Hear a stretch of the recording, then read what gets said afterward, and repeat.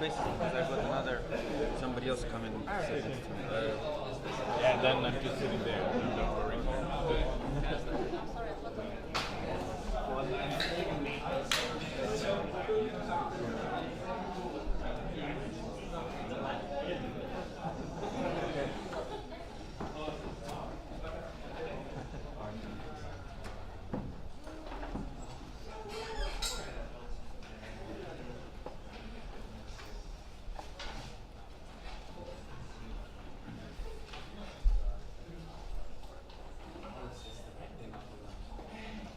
Should I begin? Oh my God. I guess I will. So we have an hour. We have an hour. This is exciting. We're going to get through a lot of content. And I've given this talk like a couple times. You know, I've given this kind of like overview of Casper FFG. So there's like, I think there are good resources online. So what I want to do to make this talk a little different, it's like really encourage questions along the way, because that's, you know, I don't know what you don't know. And I would love to, you know, talk about anything at all. So I guess let's dive in. Casper FFG. So this is going to be a full kind of overview of the Casper protocol. We're going to go into, you know, I think a reasonable amount of depth. This will, then we'll kind of talk about a little bit of the development process of where, you know, what brought Casper FFG, how we got here. And there will be little to no estimations of when it will be released on mainnet. That is one thing I won't be talking about today. But anyway, let's dive right in. So, Casper overview, last year of development, and building your own protocol. Not actually, yeah, building your own protocol. Anyway, starting with proof of work. So everyone should know a little bit about proof of work. I'm going to go really kind of fast over this.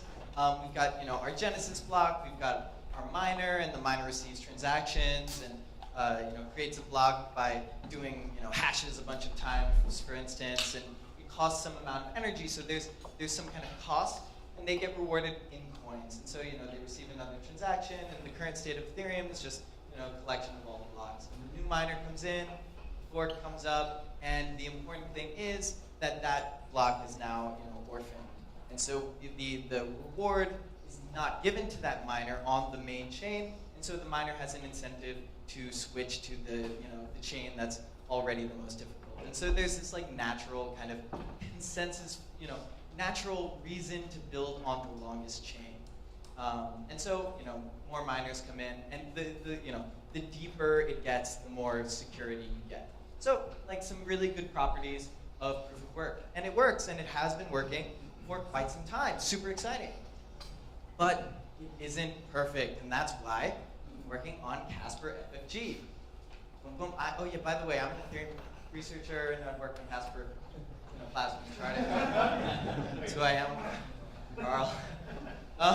So yeah, problems with proof of work. You know, wasted energy, vulnerable to ASICs, lacks finality. We'll get into, and no clearly defined validator set though. So that's actually something that, you know, helps these protocols. So first, of course, proof of work mining burns a whole lot of energy. So I believe that Ethereum, proof of work burns about as much energy as the country of Singapore, or something like this. I don't know, some random statistic.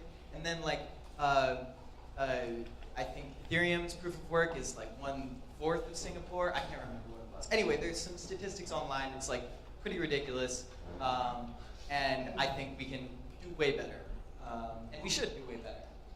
Another thing is it is vulnerable to ASICs. So essentially, or like centralization of all sorts. So basically, remember when we were building this chain, it cost a lot of money to like build up this chain. But if there's some reason why some group has an advantage over another group in terms of their cost of creating blocks, then they can come in. They've got, you know, some kind of centralized mining farm, or you know, maybe they just have a lot of money, or maybe they're, you know, they have some ASIC technology. I mean, we know Ethereum recently had the, you know, ASIC debacle, and they can build blocks really cheaply. And so this makes it so that we lose our, you know, that kind of finality or you know, the guaranteed security of, you know, this depth. And this is actually kind of quite scary. And of course, you know, this we don't want these reversions because if you deposit money on an exchange, or if you deposit money on an exchange and, or I should say, you withdraw money on an exchange and that exchange updates your balance, but then there's a reversion and you lose that transaction, it's no fun. And so it lacks finality. This is like explicitly like what that means. You see this, cool. So we want finality. We want this guarantee that there is nothing that could ever cause the blocks that, these particular blocks to be reverted. So things that we're actually like working on these days is like, okay, how do we provide some economic security for like transactions to be included like really fast, and then provide even more in like a minute or two, and then provide like a maximum level of economic security in like 5 minutes. So make it so that it's like just insanely costly. So if you just wait 5, 10, 15, 20 minutes, enough for the Casper finality cycle, you know that this block is going to be included in the history. So this is something that we definitely want. And this is real. UASF was actually super interesting because there was this soft fork that was being threatened, and if enough miners were to jump onto this soft fork and they were to like build up that fork, right? They didn't accept the sum of the blocks. They would build their own chain. Then the main chain, what was considered the main chain in Bitcoin, by the way, UASF stands for User Activated Soft Fork, and this was a thing in Bitcoin land a little bit ago. And the thing is that if that soft fork were to get too long, then it could revert the main chain, or at least what was considered the main chain. So there was actually like a reasonable probability that this fork that would extend for a long period of time could always be threatening the main chain. And so we don't want that. That seems crazy. And the way that they would have had to solve that is the main chain would have had to like hard fork and say, okay, we are not going like this. We're going to consider this block as finalized. But how do you determine which block you're going to consider finalized? That's another question. So this is kind of a mechanism for getting finality. So another thing is the active validator set. So this is actually just like a useful thing. It's not like you can't create some kind of like active validator set on top of proof of work. And there's a bunch of different schemes for how to do this. But it's really nice for things like sharding, things like sharding to have this active validator set that we can then use to randomly sample block creation, and we get this kind of economic. This is the. I have other talks where I talk about the sharding and why random sampling is important. But for now, you can just say like sharding. It's really important to randomly sample and your validators. And so having a validator set is really important. Also, you can do fun things like crypto economic lifelines. If you have a bunch of money at stake, then people can make claims, and they, you know that those claims are backed by some like large quantity of stake. So you can kind of like, it's a multi-purpose, it can be a multi-purpose staking solution. And so actually one fun idea is like creating a smart contract that is a general purpose staking contract. So you like put money in that, and you can use that stake for a whole bunch of different things. So anyway, so that's good. Now our solution, hybrid Casper. So that is the Casper that recently had an EIP proposed. There's already a test net. There's a bunch of different implementations in the major clients, and so it's coming, y'all. It's coming. Layering proof of stake on top of proof of work for finality. So, what do we actually get from this phase one? Well, we have layered proof of work, right? We take the underlying proof of work chain and we put this finality checkpointing mechanism on top, and we get finality every 50 blocks. So that's one epoch. Right, so every 50 blocks, we're going to try to finalize a block. 51% attack resistance. Now the proof of work, even if you have an ASIC, it's limited. Its damage is limited. So like the worst you can do is revert back 20 minutes or so. But if everyone knows that like okay, the guarantees are kind of off.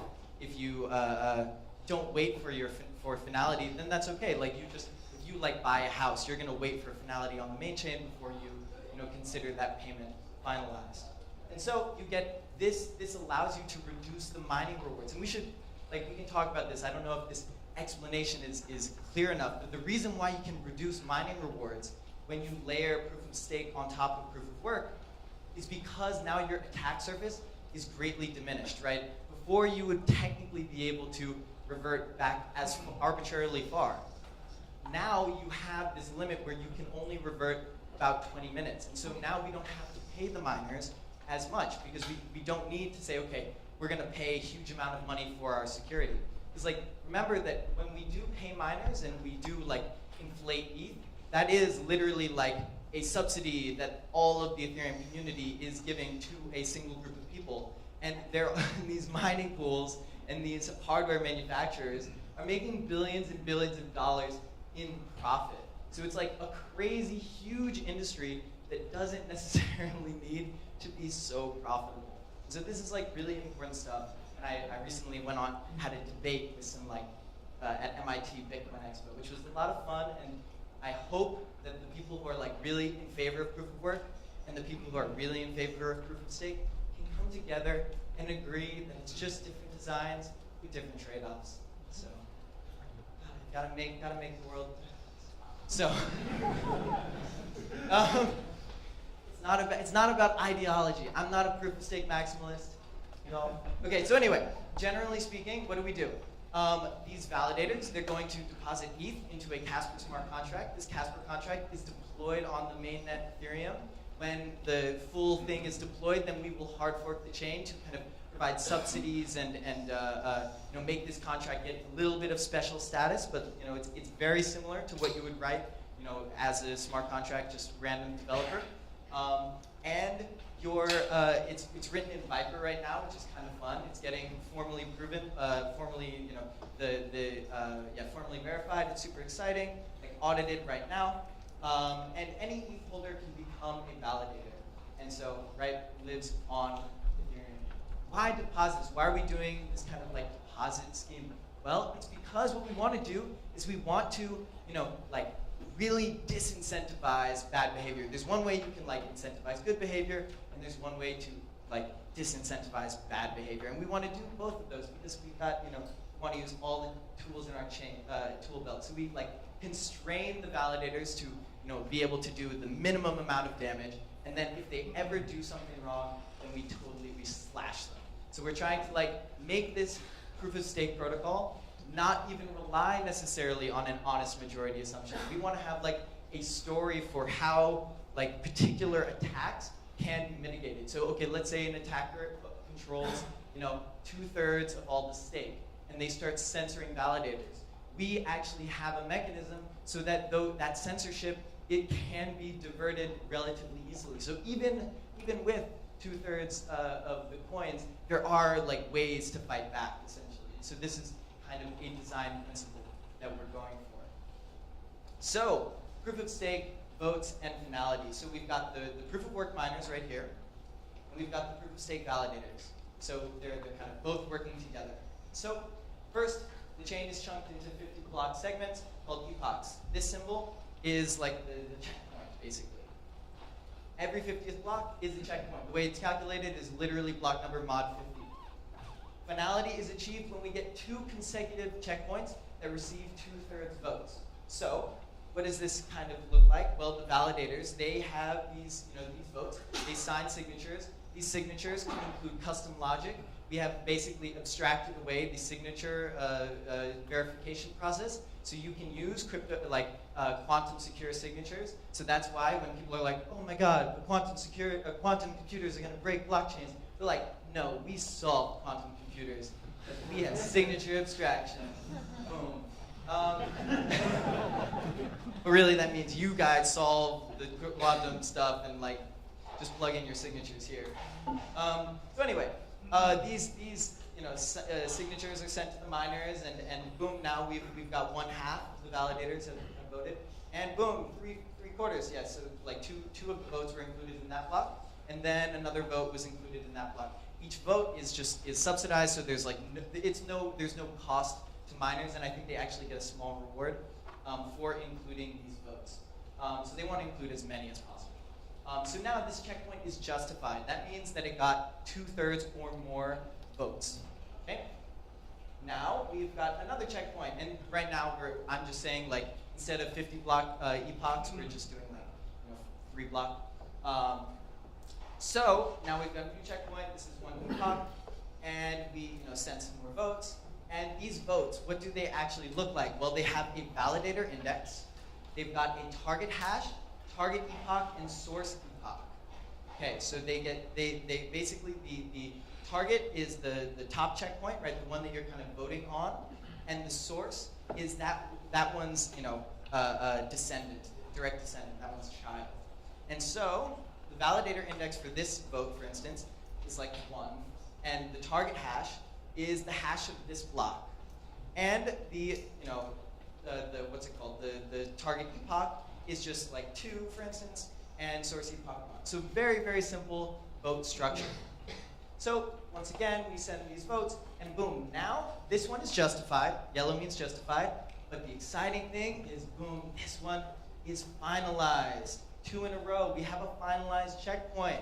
And so what does that mean? That means that all of the clients, when they, when they're syncing, they will now, this block is like immutable. In other words, they will never change their perspective on like what the history is. So if your transaction is included in this block or any block previous, then you have this certainty that the history will not change under your feet. There can be a hard fork, or you can hard fork away from this, or there can be crazy equivocation, but we'll get to that later. So why 2 in a row? This is a kind of common question, and it's very hard to get your head wrapped around it. But let's kind of it can make sense. There is a way to explain it. So first, you want to with these consensus protocols, we want to get everyone on the same page on what the history is, right? So we're all just trying to communicate. We're trying to decide on a single piece of information. And so to do this, first you're announcing what blocks you believe are in the main chain, or that you believe this block is in the main chain. So you say, okay, I believe that this block is going to be, the main chain, and we should finalize it. So then you receive the same message from 2/3 of the validators. These are your votes, right? You're voting that this block will be in the main chain, and then you receive 2/3 votes from everyone else. They believe this block is in the main chain. Okay, that sounds good, but it's not enough.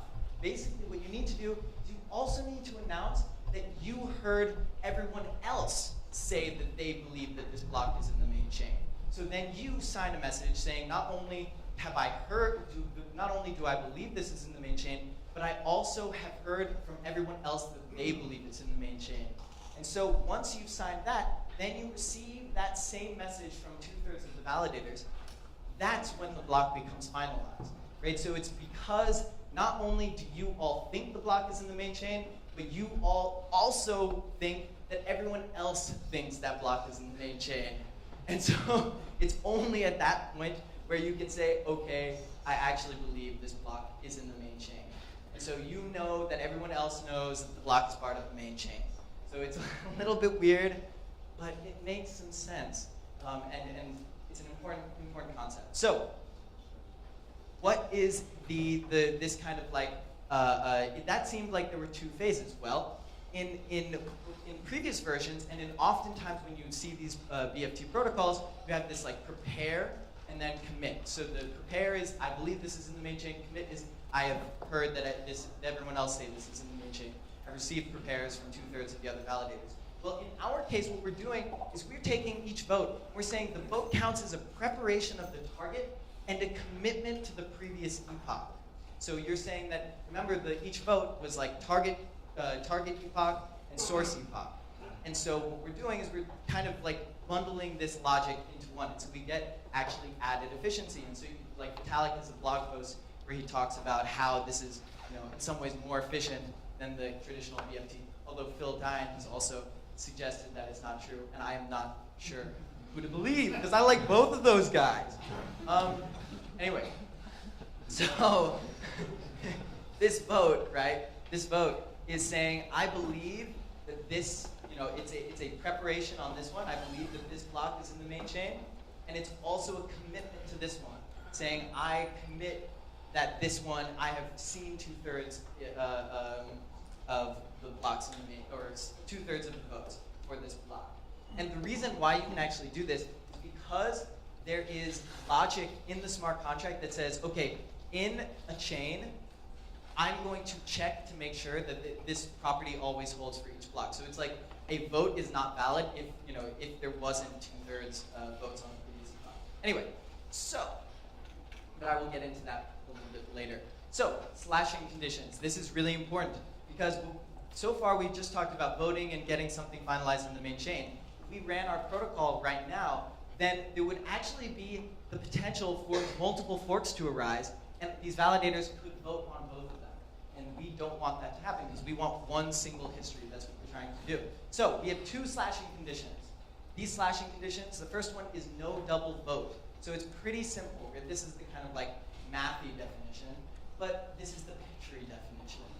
And so let's see, we have this fork come up. There are 2 checkpoints. There are 2 malicious validators. You can tell by their fancy hair. And they submit votes to these miners. But the evil validators, guess what they do? They double vote. They vote on this guy, votes on this checkpoint and that checkpoint, and so does that guy. So now there's votes for each chain, and boom, both of them get justified at the same time. This is not good, right? We want one single history. So what do?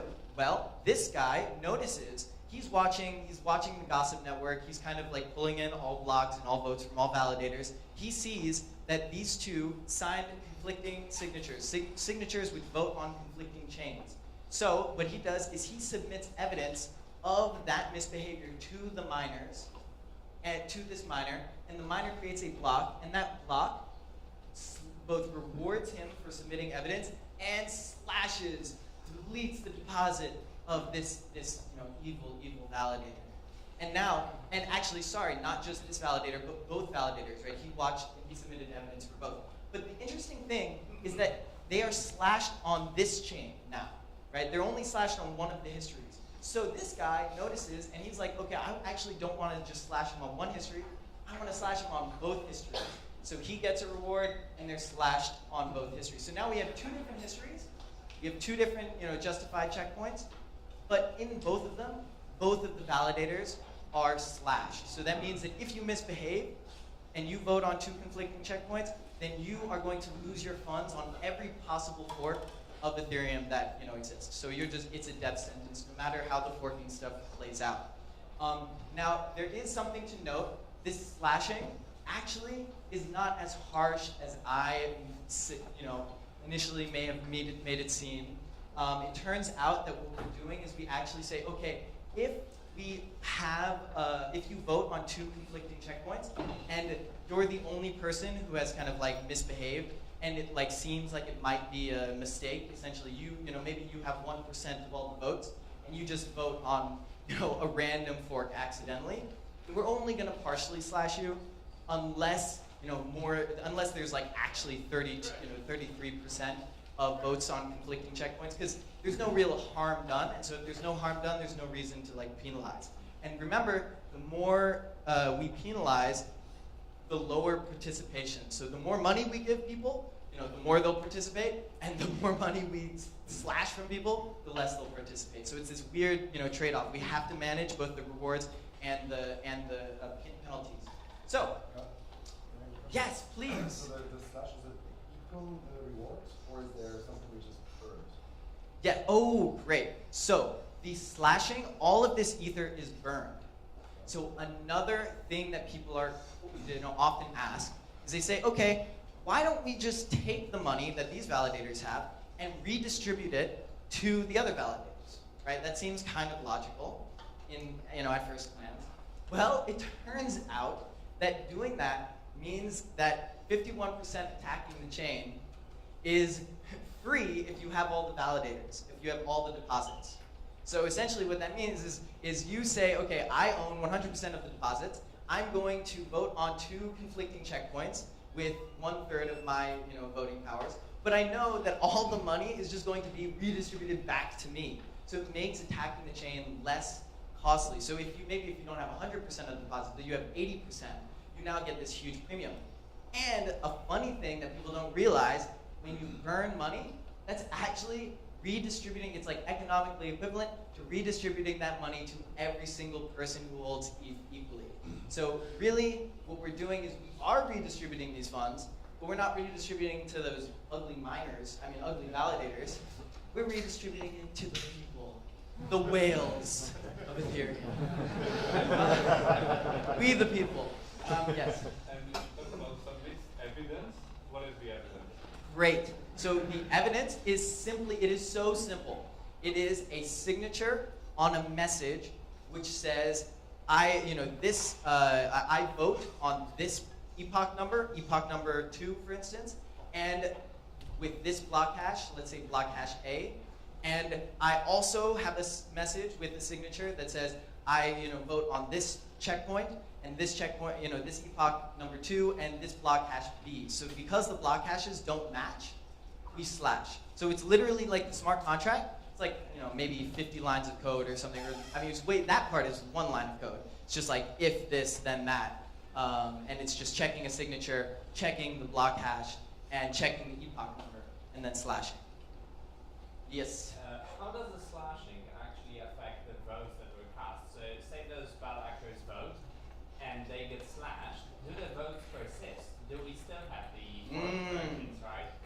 Yes, exactly. So if you have, like 1/3 or more of all the votes, then you have the ability to create a situation where we finalize 2 conflicting checkpoints. That is kind of terrifying in some ways. And so what this means is that there is the possibility that, like, at some point, 1/3 of all total deposits gets burned, and there's 2 histories that both look correct, and we have to figure out which one. But the thing is that this actually would happen very infrequently. So number one, this happens very infrequently because it costs an insane amount of money, right? And we're talking about like, billions of dollars, hopefully. And so then, if it does happen, there are still 2 things that are nice. One, if you design your dApp like in some ways, it doesn't necessarily mean that you're completely dead in the water. So if you have some like centralization or something, you can still keep going. Or the other thing is that if this actually does happen, that means that there's like a catastrophic failure and someone burned like an absurd amount of money, and this is an attack on the network. And so it actually kind of requires social consensus to kind of come to agreement, like rethink everything and figure it out on Reddit. This is, in the end, this is a social protocol, right? We are humans, and we can decide that we could personally finalize any block. Anyway. If there's a community split and the community decides that there's going to be 2 forks, does it necessarily mean that there's going to be some number of validators that would lose their deposits, even if no validators are actually evil? Or? Good question. So if you do a normal hard fork, it's totally fine. You just make sure that in your, in the slashing conditions, you say, I'm going to also specify, I didn't have it here, but I'm also going to specify a like chain number, and that will basically prevent any kind of like replay attacks of these messages. You can also do other things with replay attack protection, but that's a whole different topic. Yeah. Are validators punished for abstention? Oh yes. So we're going to get to that very soon. But there is if you are offline, there is a slight penalty for not only you but also the people who are online. So that's actually a fun topic in and of itself, which we will get to soon. So just a quick clarification. You said so the first one, the green one at the bottom, when it was yellow, everyone voted on that one, and then you said the second one they were both committed, or they were both voting on that one and committing to the first one. Yes. Is that implicit because they're committing to the one that traces? Exactly. That's exactly right. So that's where we get our kind of like efficiency bonus, where we're kind of implicitly, because it's in a chain structure, we're implicitly like voting on multiple different blocks at the same time. Because not only is this finalized, right, but every single block in that chain spread out to the audience and above, like that is also finalized. And I had one more question. You said there was a small reward for including validator transactions. Does that mean the validators could put 0 gas on the transaction and get it accepted? Yes, exactly. So validators, they shouldn't have to pay. Like, they're providing a service, we're actually paying them, they're taking a risk, they could be slashed, they have to be online, there's a lot of reasons why they need to be rewarded.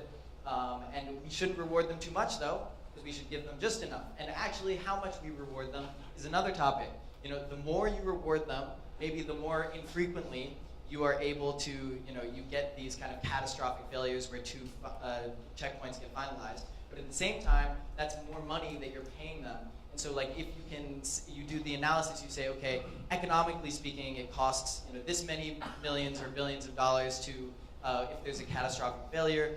But we expect one catastrophic failure every 10 years, and so that would be, significantly less costly than paying the validators, $10 billion every 10 years to prevent that one catastrophic failure. So this is not like a black and white thing, and that's why it'd be awesome to have people read the spec and come up with their own economic rationales for why things happen. I am kind of skeptical of all large-scale economic rationales, but we're just going to figure it out and pray to God. And that slashing, is that also exempt from gas? Yeah. Yes, that's also exempt from gas, and you also get a reward, so it's very much economically. And transactions that these validators do to other third-party contracts, are they also exempt? I mean, is it just this address that can do it? Become a validator and you're in Ethereum for life. No, you're. I love you.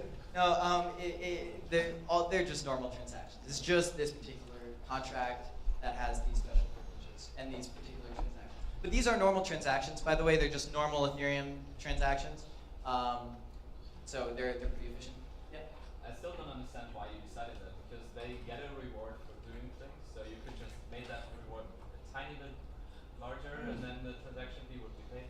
Great. So this is actually a reward for the miners. Yeah, true. Not the validators. The validators, they get rewarded exactly as you say. The miners, they need an incentive to include votes, because they're kind of like implicitly working together on doing this finalization stuff, because they're including blocks. Yeah, but the validators could just pay a little bit more in terms of gas fee. And But we don't want to. Yes. So okay, one funky way to do it is you have people. I mean, maybe it's not funky. You could give me a rationale, and I would believe it. But like, if you pay the validators a lot, then maybe it covers their gas costs, and so you can like figure that out. But good points. So the second slashing condition, there are only two, is no surround vote. So essentially, you can't vote on a checkpoint that is surrounded by another checkpoint that you also voted on. So I'm like this malicious validator, and so I voted on this guy, which encompasses this guy. And so the reason why you can't do this is because if you vote enough on the small one, then this one gets justified. Like the simplest way to think about this is, let's say you have a chain of 5 of these, and you vote on all of those 100%, and that gets finalized, and then that chain of five checkpoints is completely encompassed by another checkpoint, which you also vote on, and that one gets justified, and then you build on this chain, then this chain would also get finalized. So you get like a finality within this span, and you get finality outside of it. So this is just another thing. And this is really easy to check for once again, because all we do is we check the signature, we check the block hash, and we check the epoch numbers. So this is, epoch 5 or whatever, and this is epoch 2. So yeah, slashed, pow, no, pass.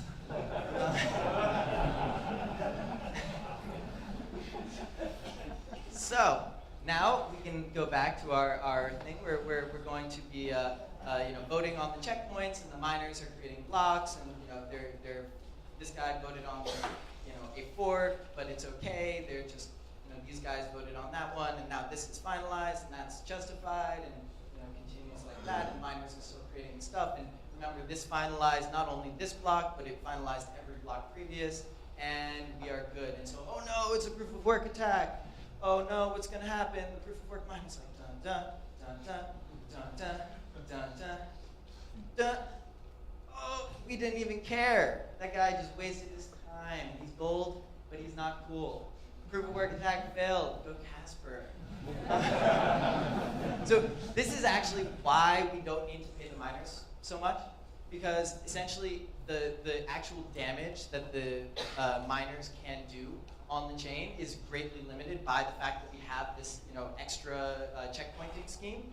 So like this miner, even though he's super powerful or he spent a lot of money on proof of work mining equipment, he can barely do anything. Just he can only like revert the very tip of the chain. He doesn't actually have the ability to revert far back, and so we don't actually need to pay them that much at all. So that's great. So economic incentives. This is just like one. Oh yeah, sure. Question. I was actually wondering. So for miners, you slash the cost, so the market rate for mining goes down, but the hardware still exists, especially the ASICs still exist, because they're not GPUs. You're not going to put them on the market to resell. Well, I mean, I suppose you could sell them to museums, but so let's say you have an Ethereum ASIC. Don't you create an optimal state where the Ethereum, where any set of Ethereum ASICs all get shut down? They wait for the difficulty to drop, and then all they do is short-term mining attacks, where they try and like send a bunch of money to an exchange, sell it, and then revert it in the span of just a few minutes. And they just keep doing that, presumably until they get bored, or until full Casper is implemented. Okay, so just to understand what your attack correctly, so you change the block reward, everyone goes offline except for the ASICs, and the ASICs are like, we're going to mine and we're going to just do like a spawn camping attack or Yeah, kind of well, not everybody goes offline, but so the market rate's much lower, so a lot of people go offline. Lower And the difficulty. and the ASICs don't stay online. Only GPU miners or dedicated, or people who like Ethereum stay online, or maybe some of the ASICs stay online, but the goal is to lower the difficulty as much as possible. Okay. The goal of the attack is to lower the difficulty, or the Well, I goal mean, it obviously is helps. stall the chain? So like you turn off, you turn off all your ASICs except one, because you want the difficulty to go down so that you can do a bunch of really quick attacks where you make a bunch of blocks to the last checkpoint, try and sell something on both chains, and then presumably And then the checkpoint revert? kicks in and everything, and we come back together. Okay. Oh, I see what you're saying. Okay. Yeah. So basically, what the attack is? Okay, we have lower difficulty, which means it's now easier to 51% attack the proof of work chain. And what those 51% attacks can do is they can do what a 51% attack does best, which is sell one, double spend a coin. For instance, you send a coin here and send a coin there, and then you reconverge, and one person loses their coin. Well, if that were to happen, then the people who are receiving coins, they just wait until the finality checkpoint. So they're just like, okay, you're gonna sell me a house. I'm not going to accept your transaction until I actually see confirmation that it is finalized in that chain. And so this is like you just wait a little longer.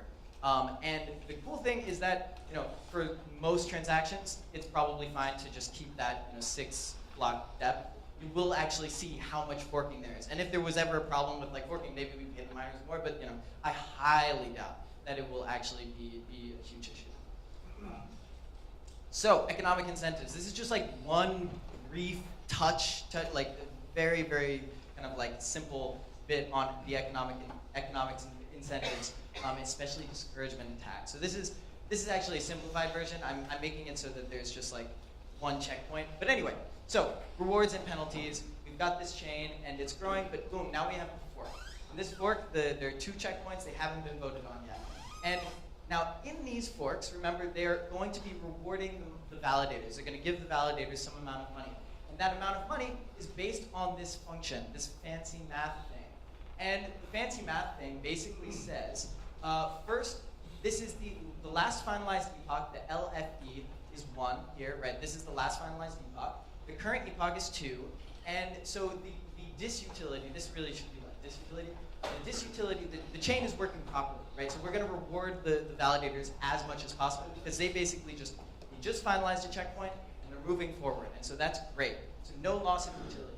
This minus M times F is just basically the money that is lost when you slash. So this is just a really big number.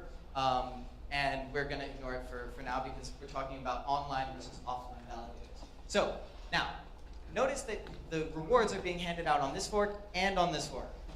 So we continue to move on this chain, but we have a disagreement. We have half of the validators voting on one, half of the validators voting on the other. So that means that neither one of them is going to be finalized, right? But without people double voting. So what we do is now we have a utility of -1.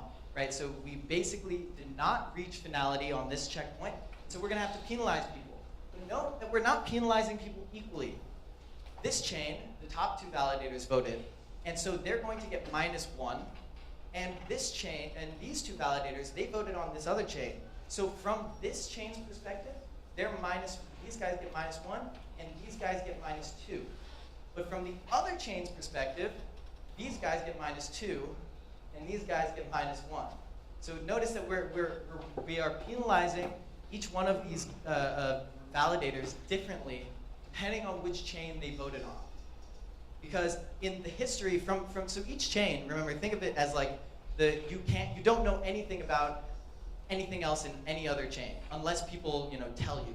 So you are in your own little universe. They're like parallel universes, quantum mechanics, and so from this guy's perspective, these are the good guys who are online. From this chain's perspective, these are the good guys who are online, or not necessarily good guys, but these were the guys who are online. So we do this again, and once again, half and half, and now we increase the penalties. We say, okay, these guys get -2, and these guys get -3. So, and that's because the utility is now going down because we're not providing the guarantees that we want to provide for our protocol. We're not finalizing checkpoints. So in the case where there's like a 51 proof of work attack, the people who are trying to sell their house, they are still unable to, and they've been waiting for 30 minutes, 45 minutes. So we reward these guys differently. Okay, that's interesting. These guys, finally they come back and they we reward them. And so notice that we're rewarding the guy who's still offline. This one got 3/4, and this guy didn't vote on it, so we reward him less. So we're back to normal. Okay, so that kind of makes sense. But now let's talk about discouragement attacks. So this is an interesting property that kind of arises from doing this, penalization that is like asymmetric. So prospective validators. We have this, the validators, they expect to get a good return, right? The protocol is working well, and things are going well. The miners create a fork, and they get rewarded a lot. This is like, oh, everything's happy, everything's normal. Now, what happens is we get this fork, but this fork happens intentionally, right? This fork, these 2 miners, they're jerks. They really just want to cause the chain to not finalize. Why do they want to do this? Well, they want to discourage prospective validators from joining the validation pool. So now that we've had this fork that's like penalizing validators, all the people are like, okay, I could become a validator, but I think I'm just going to get like penalized, and I'm not actually going to be making a lot of money. So there's no reason for me to join. So you'll see the actual number of validators who want to participate goes down as these like penalties accrue. And so, this continues and continues, and boom, now we have an expected return that's really low. Right? The chain hasn't finalized for a really long time, and we can assume that these prospective validators are actually like even more unhappy, and they're only the white knights, who really believe in Ethereum, still want to be validators.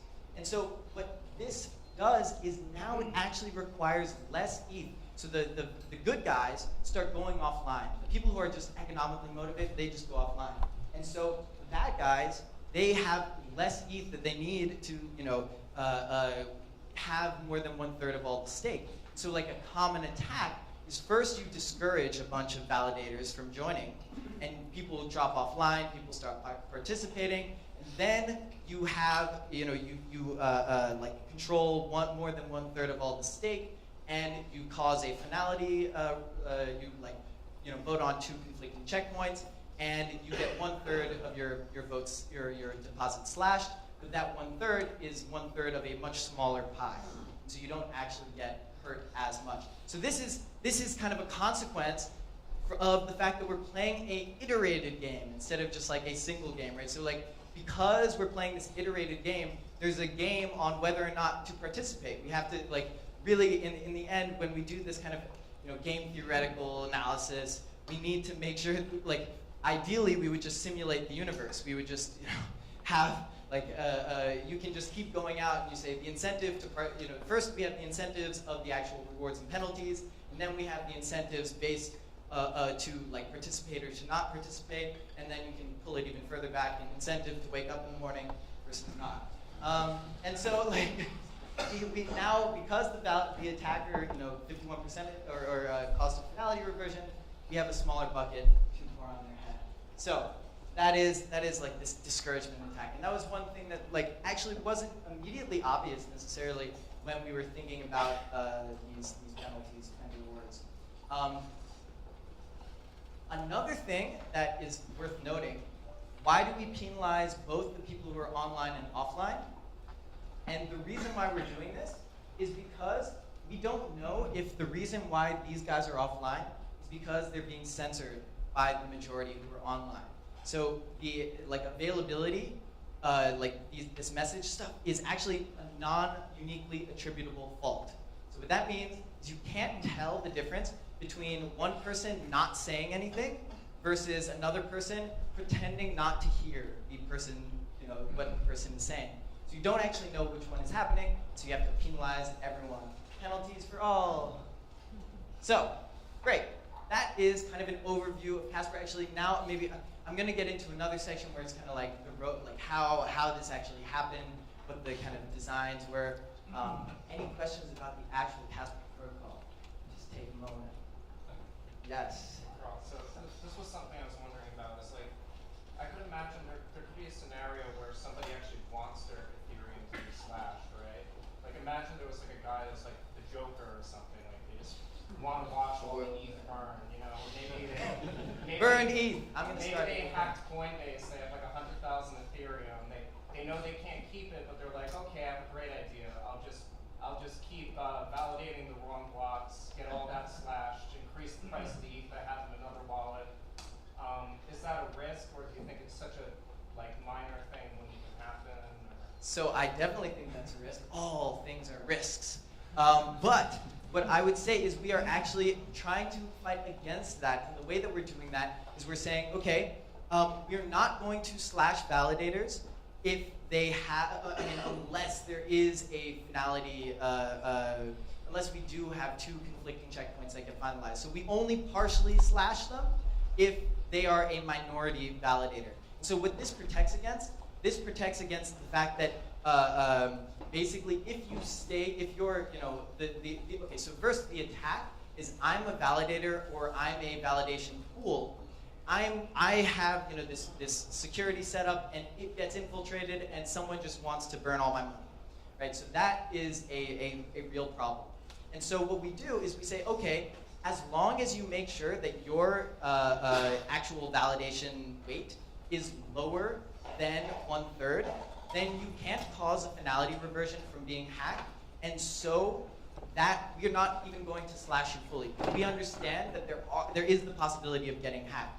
What this actually does, this has a nice decentralization effect. It actually means that now users who want to join mining pools or validation pools, they have this incentive where if the validation pool gets too large, then there's a larger probability that if it were to get manipulated or hacked, that they'd get a larger penalty. Because the less damage you do, the less we penalize you. So there's this nice incentive to have small-ish validators that are just above the minimum, or just at some kind of right point.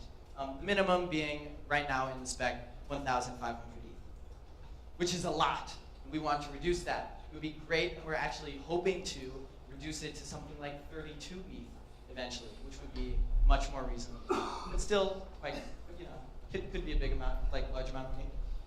So, designing Casper FAQ. Oh yeah, you got it. Or you got it. Yeah. The question about the thing you just said was to start. So to become a validator, you just need the minimum amount, which is 32,000. To become a validator, you need to deposit at least 1,500 ETH. So the reason why this minimum exists is because we need the validator set to be between some a couple thousand and we basically need to make sure that there aren't. It's like a Sybil resistance thing. So if you had no minimum, for instance, then you could create thousands and thousands of validators at 0.1 ETH or something like that, and then you have too many messages that need to be passed around, and you kind of like grieve the network. So you need to have some minimum, so that but we do have this idea of like, okay, we're not gonna have just a couple validators, like 80 validators is like way too few. We're gonna have like thousands and thousands of validators. And eventually, when the minimum is like 32 ETH, I mean, well, if it is 32 ETH, but like if the minimum was something really low, then we could have 100,000 validators, and that'd be cool. We'd like that. It's decentralization. Although number of validators doesn't necessarily mean decentralization. It's a very complicated topic.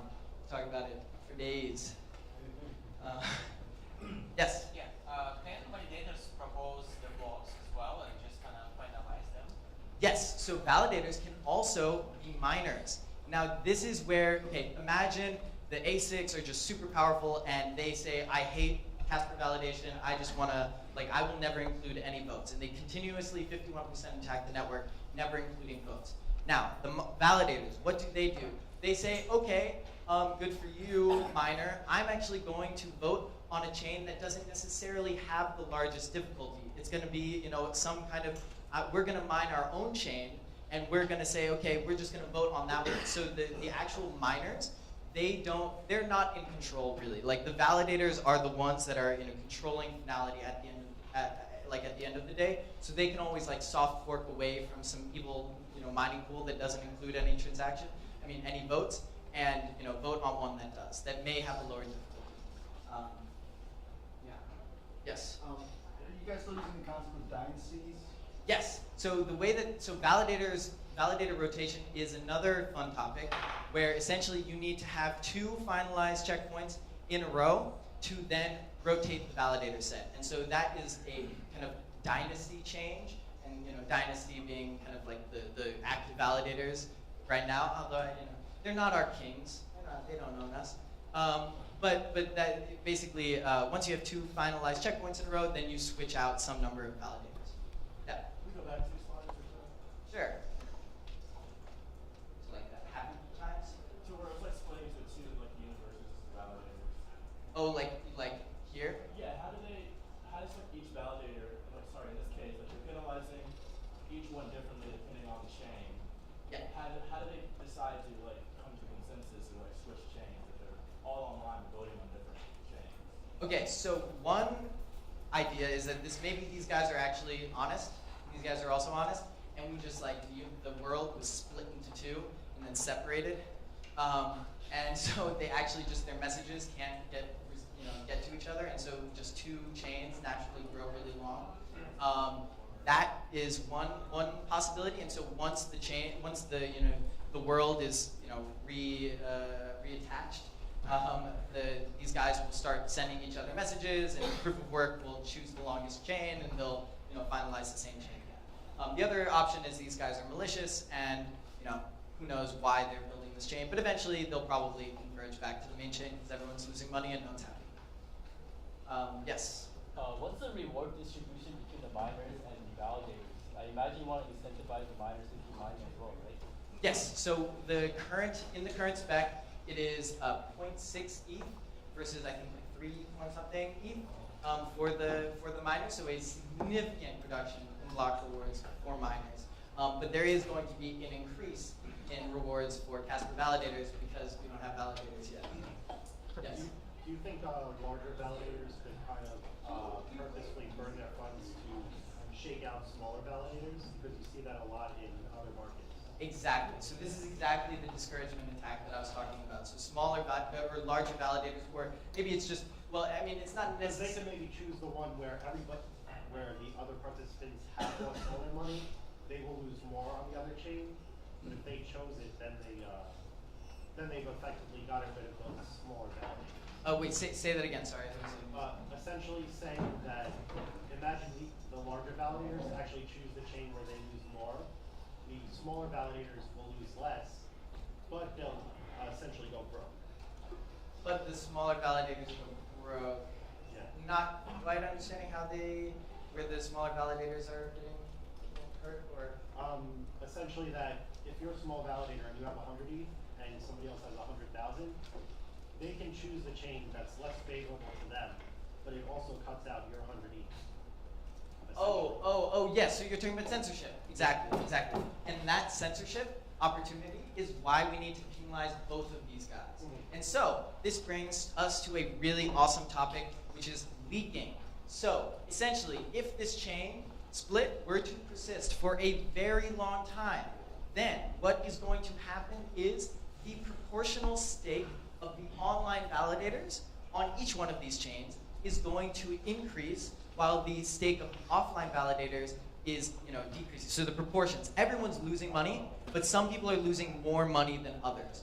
And it's interesting because on this chain, the online, these guys are losing less money, and on this chain, these guys are losing less money. And so eventually what will happen is you actually need this 2/3 majority to finalize a checkpoint.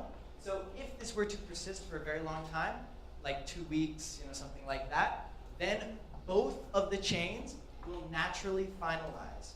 So the people who are online for each chain will have reached enough stake that it will finalize. So this is a censorship resistance mechanism, which means that if there is a censoring majority, let's say they own a huge amount of the ETH, they are going to, the censored minority can automatically soft fork away from that censoring chain and finalize their own chain. And so then we'll have two different ETHs, and the market will have to decide which one is more valuable. But the hope is that the market will decide, we actually don't like censoring jerk validators. We will choose the censorship-resistant other chain. Yes? Is there a max amount of ETH for a validator? Why would you just cap it to? Great question. So first, capping it would, maybe you could fill in a whole bunch of slots and not let other people in. The way that we're doing it is a kind of soft cap, where the more total ETH that is deposited, the less rewards everyone gets. So it's kind of like a natural economic incentive that not every single bit of ETH piles onto the contract.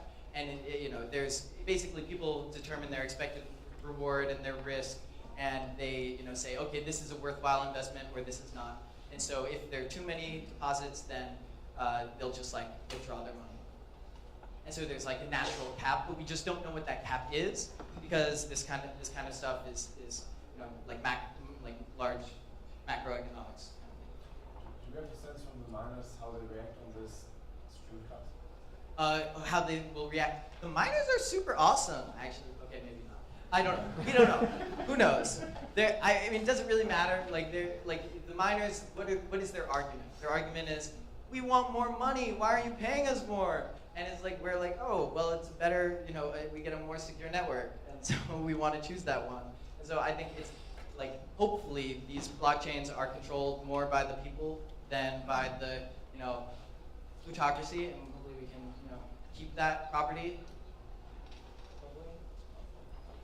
Yes. So how do the validators actually decide on which chain to vote? Yes. As to choose it? Great question. So the reason why, there's often this thing the first validator, how do they actually, the first validator voting, that's so risky. How do you know that that block is going to get voted on by everyone else? The way that this works is you actually just use proof of work. So it's very simple. You basically wait 6 blocks or something until the depth is kind of large enough that it seems likely that that block wouldn't be reverted. And so then everyone starts voting on that block. And so you basically use the kind of security guarantees that proof of work provides to then start converging around the same checkpoint. And so, so you just wait a little bit and then you vote. Okay, but what's your incentive to be first vote? So your incentive is just generally you need to get your vote in, or you're not going to be rewarded, or you'll be penalized. And so you don't have to be, there's nothing saying that you should be the first vote, because that introduces its own problems. Because if you say, okay, the first Casper vote gets a lot of money, then the Casper validators are going to be yo, miners, I heard you're accepting transactions and votes. Why don't you include mine first? I'll give you a little bit of a kickback. And so then we just end up with weird centralization risk and weird coordination games that are hard to analyze. So it's part of this is definitely lowering the attack surface so that we don't come up with fancy mechanisms that actually turn out to have weird consequences. We didn't realize that the Nash equilibrium for proof of work was selfish mining, and this kind of weird stuff along that. So like, it takes a long time to really do thorough economic analysis. At least, still it's hard to know when things are perfect. Security is hard. Cool. So now, just to quickly, I actually don't know what time it is, but that's okay. So I'll go on, keep going as long as I can. So this is just a kind of like the year that I was working on Casper. So the current, well, I'll go in chronological order, but this is just like the year of development of how Casper went. 1 minute. I'm gonna go 1 year at 1 minute. All right. So the way that it worked: propose protocol, define properties, implement, simulate, and repeat, repeat, repeat. We kept finding mistakes, and we kept doing this like proposed protocols and repeating. So here's our little map. First, minimal slashing conditions. This is the first thing we proposed. It had a lot of slashing conditions, really complicated. We were like, yo, we don't actually, well, actually, I'm getting ahead of myself. So 4 slashing conditions. Note that we only have 2 now. What happened? Now, this other thing happened. We actually formally verified that these slashing conditions worked. So remember, you can formally verify things, but it didn't mean that the protocol was perfect. So when you formally verify something, it doesn't mean that it's right. I mean, or it doesn't mean that it's the simplest version. It just means that your properties hold. And so use it when human intuitions are not enough, but it doesn't replace human intuitions yet. We need AI. Now, parameterizing Casper, this blog post also came out. It kind of parameterized decentralization and said that the more validators you have, the more messages you need to pass until it's, whoa, too many messages. Trade-offs, what are the trade-offs? You need to identify them. Now, this was a picture I took of Vitalik. You didn't know I was taking it. This is Casper. This is a first version. We implemented that. It was kind of good, but it actually had this thing. And we checked that the messages were right in the protocol. Then we repeated because we were like, actually, it turns out we don't need these slashing conditions. We realized that the prepare requirement for our slashing condition could be checked in the blockchain itself. Now, we repeated and we went on. More minimal slashing conditions. We defined like instead of, so now we only had 2 instead of 3. I'm getting ahead of myself. Okay. Great, so now, fork choice revamp. We implemented the fork choice, then we implemented the fork choice, then we implemented the fork choice, and it was too complicated, and so we had to redesign the fork choice to make it real simple. And now, we went back and we were like, yo, turns out we don't need prepare and commit, we can turn it into 1. Vote, we talked about why later, before, previous. Anyway, turned it into 1. Great, awesome, roll the dice. That's not dice, that's formal verification. Hull, play with it. Now, this is a puppy, ETH research, go on it. Now, this is, Vlad was like, yo, why don't we actually decentralize, what? Partial slashing. That's partial slashing. He said, like, checkpoints are actually fine. Anyway, I explained it multiple times, partial slashing. So we were like, extra decentralization. Anyway, we just, like, iterated on the protocol. Now, testnet. We actually implemented the testnet. This was January. This was like, I had the flu when we released this. It was horrible. It was a horrible experience, but it worked. It was awesome and great, yay. And we, had blocks, and it's maybe going now, I don't know. And so like with high network, turns out, there was a problem with the testnet where the clients were actually like their peer-to-peer protocol was really bad because Python is really, really bad in peer-to-peer because Python's kind of pretty bad in peer-to-peer. And so we solved this progressively by increasing the checkpoint lengths and we realized that we're safe under partial synchrony. It's awesome. And and then now next step is mainnet. Dun dun dun. Let's go. Some takeaways. Formal verification is important, but it doesn't replace human intuitions. Identify and evaluate your trade-offs because they're real. You're not going to be able to, make the world. You don't get things for free always. The more you work on your protocol, the simpler it gets. Prepare, commit to vote. Each implementation, simulation, reveals something new, and just keep going and always stay open to new ideas because that is really important. Free and open source community forever is really, really important. ETH research, please participate. It's read it. It's where we talk about all of our research stuff. And build your own protocols. Casper's just spinning, and we need crypto economics, game theory, mechanism design, all these econ. Oh my God, and it's Doge. And now we need you, everyone, get involved. Do your crypto economics dance. Cryptoeconomics.study. When I made these slides, I didn't do that yet. So I'm going to shill it.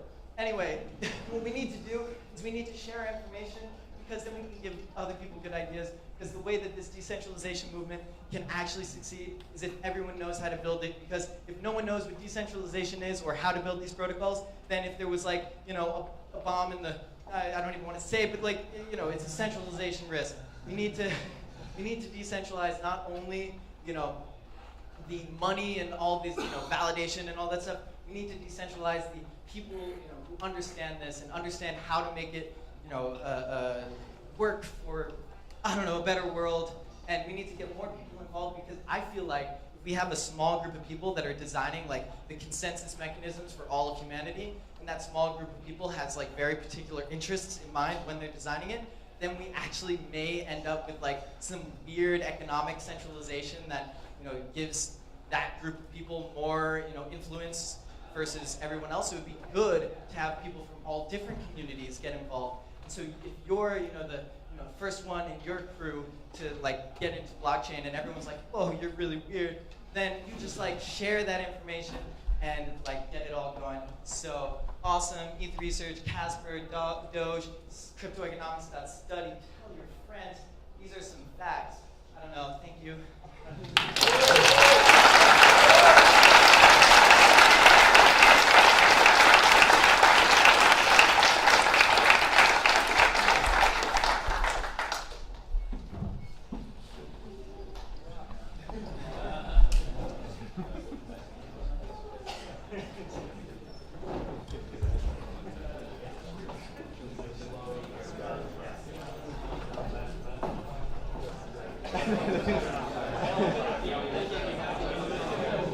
Maybe it's on now. Oh yeah. So I'm gonna take it. I'll move it. Yeah, I'll move it at a certain point in my presentation. I'm gonna move it to like there, and then they just leave it. Yeah. Thanks. All right.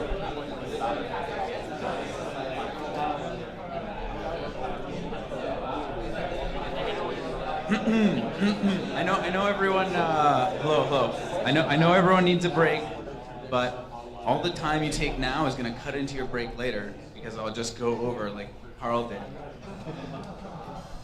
So, you want your break later. Not that you're not free to leave at any time. Anyways, I guess my intention of quieting you down was achieved, so I'm gonna get going. So, hi everyone. I'm going to give a presentation today about the Casper protocol states. It's going to be more technical than the presentation yesterday by kind of a lot. I'm focusing on the CBC Casper protocol. I follow a very different kind of approach from the one that Carl just described. I'm much more of a waterfall rather than agile kind of guy. We've never had like consensus safety failure. Never had to like re-architect our fork choice rule, because like the correct by construction process is like designed to be such that like the thing will work when we write it, run it. At least for the properties that we correct by construction designed before. So I think this will provide you a different kind of Casper. But all of this stuff that I'm just talking about today is not going to be just for the blockchain consensus, but also for the binary consensus and the integers and the shards and all of the different CBC consensus protocols. So basically, here's going to be our outline. We're going to do something just in case someone hasn't heard this before.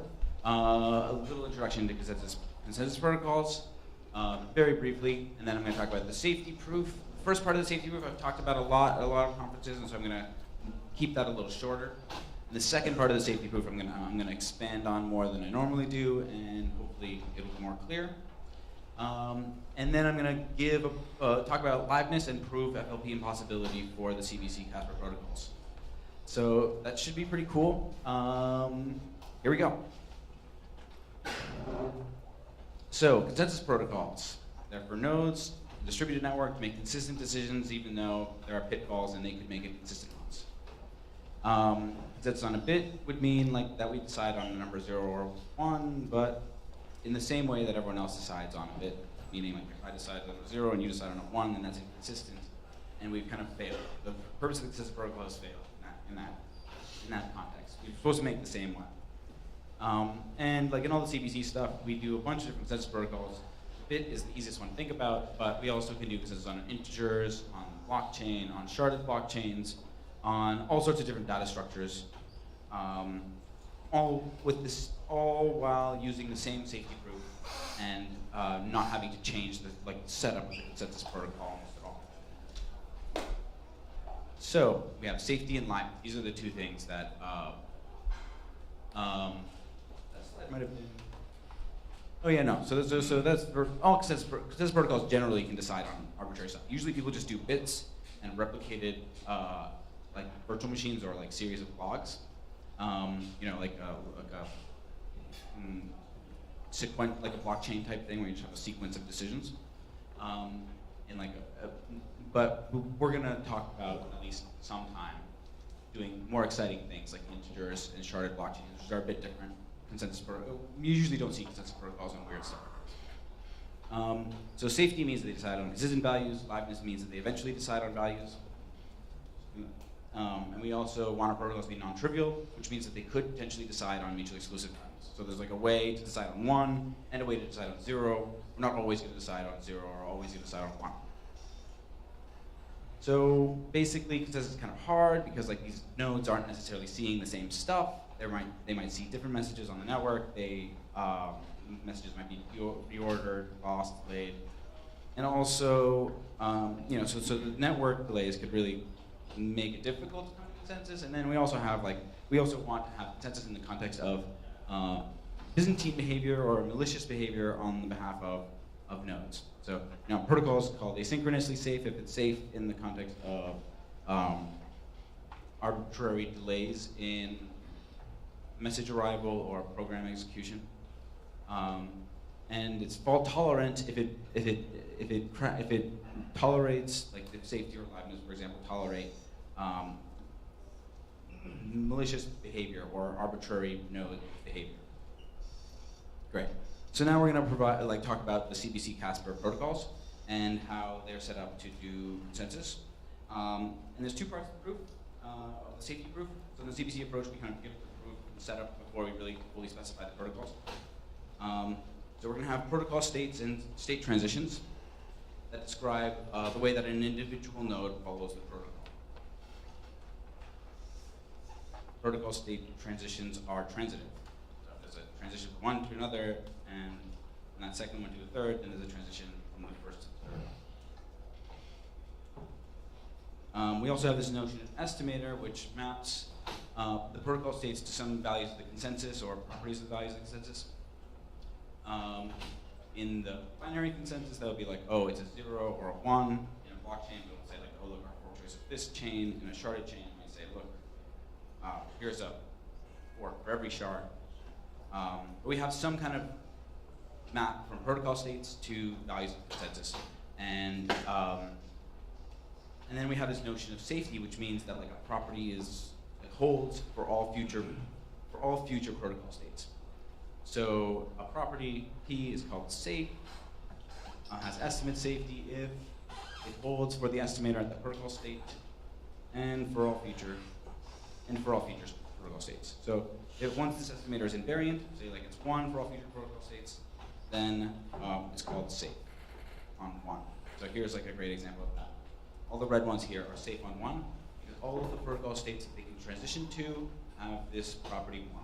So this property 1 is considered safe for these states. But like this one here is not safe on 1 because itself is 0.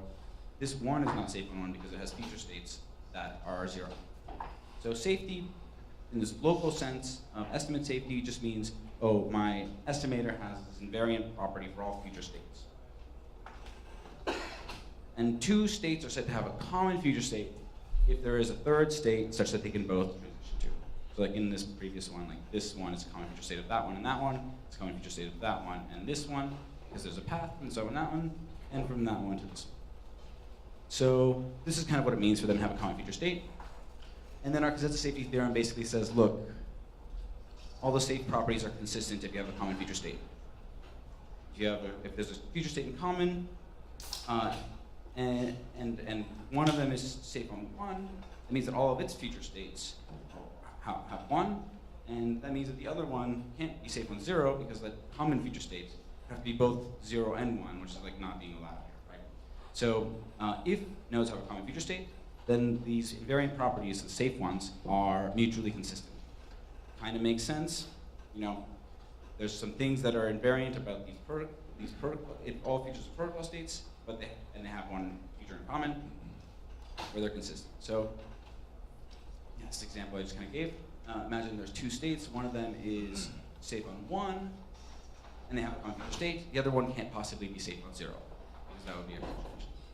And so basically, the key part of the safety theorem basically says, look, if we only make decisions on these safe things, and we have a common future protocol state, then we have consensus safe.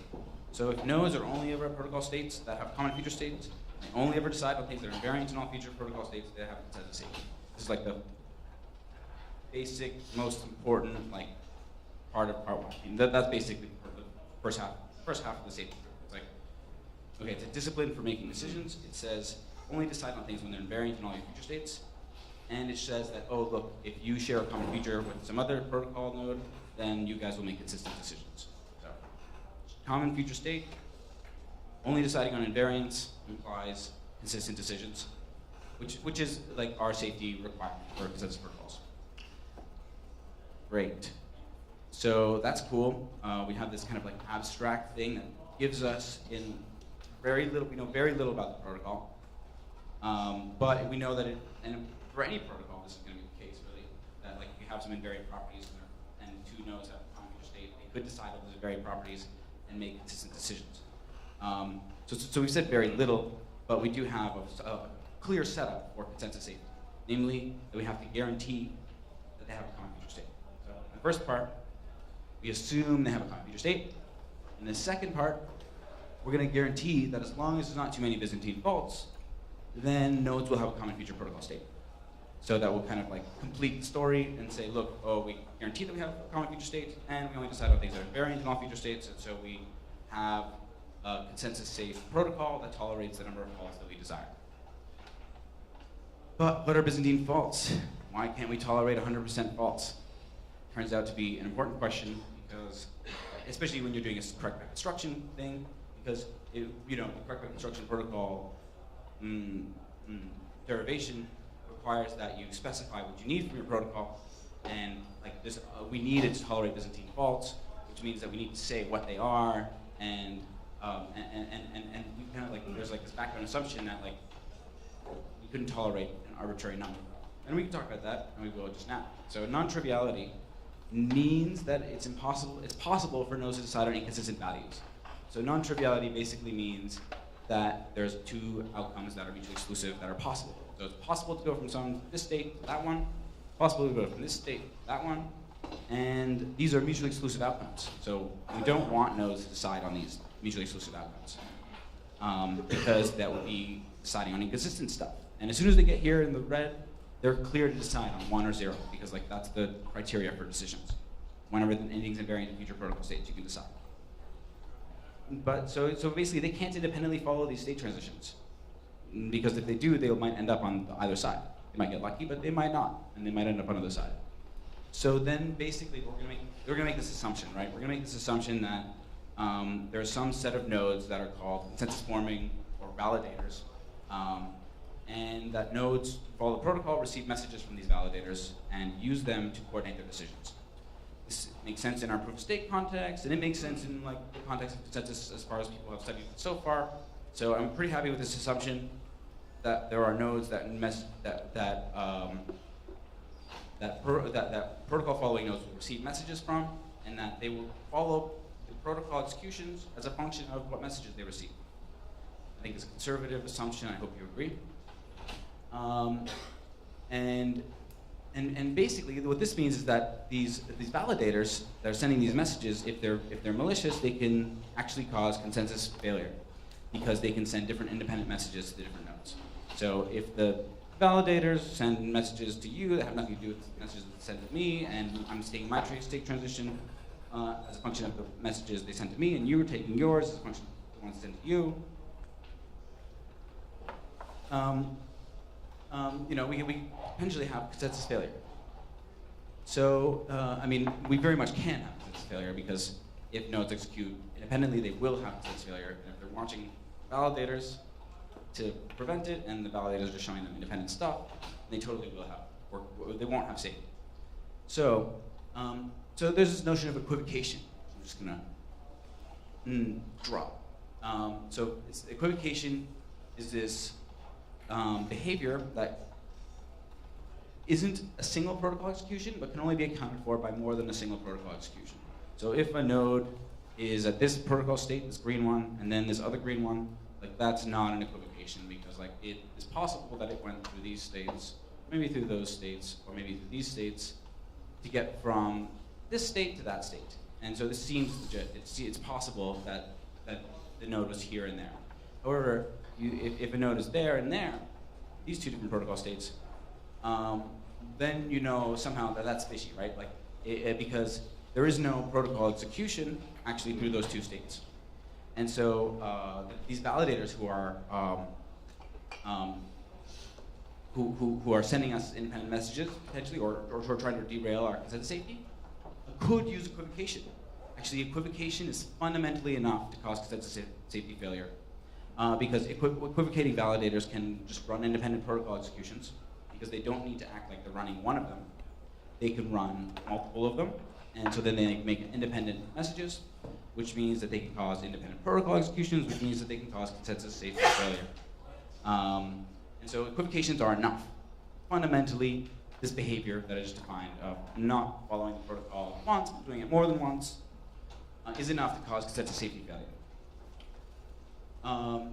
And so if all the validators are equivocating, we can't have consensus safety. And so then we're gonna have a goal then that we're gonna have common future states, which is what's gonna guarantee our consensus safety, as long as there's less than some number T equivocating validators. So remember, non-triviality means that there's two protocol states that don't have a common future, because if they did have a common future, they couldn't be locked on mutually exclusive outcomes. So the goal here is that nodes will have a common future state, as long as there's less than some number of validators, so that, like, equivocating validators, so that, as long as there's less than some number of equivocating validators, we can have consensus safety. Basically because the common future state gives us consensus safety. So here's basically the outline of the construction. And this is where I kind of like stop presenting it in a CBC way, and I kind of just like hand you a thing. So protocol states are going to be sets of messages from validators. Protocol state transitions go from sets of messages to their supersets. So basically corresponding to receiving messages.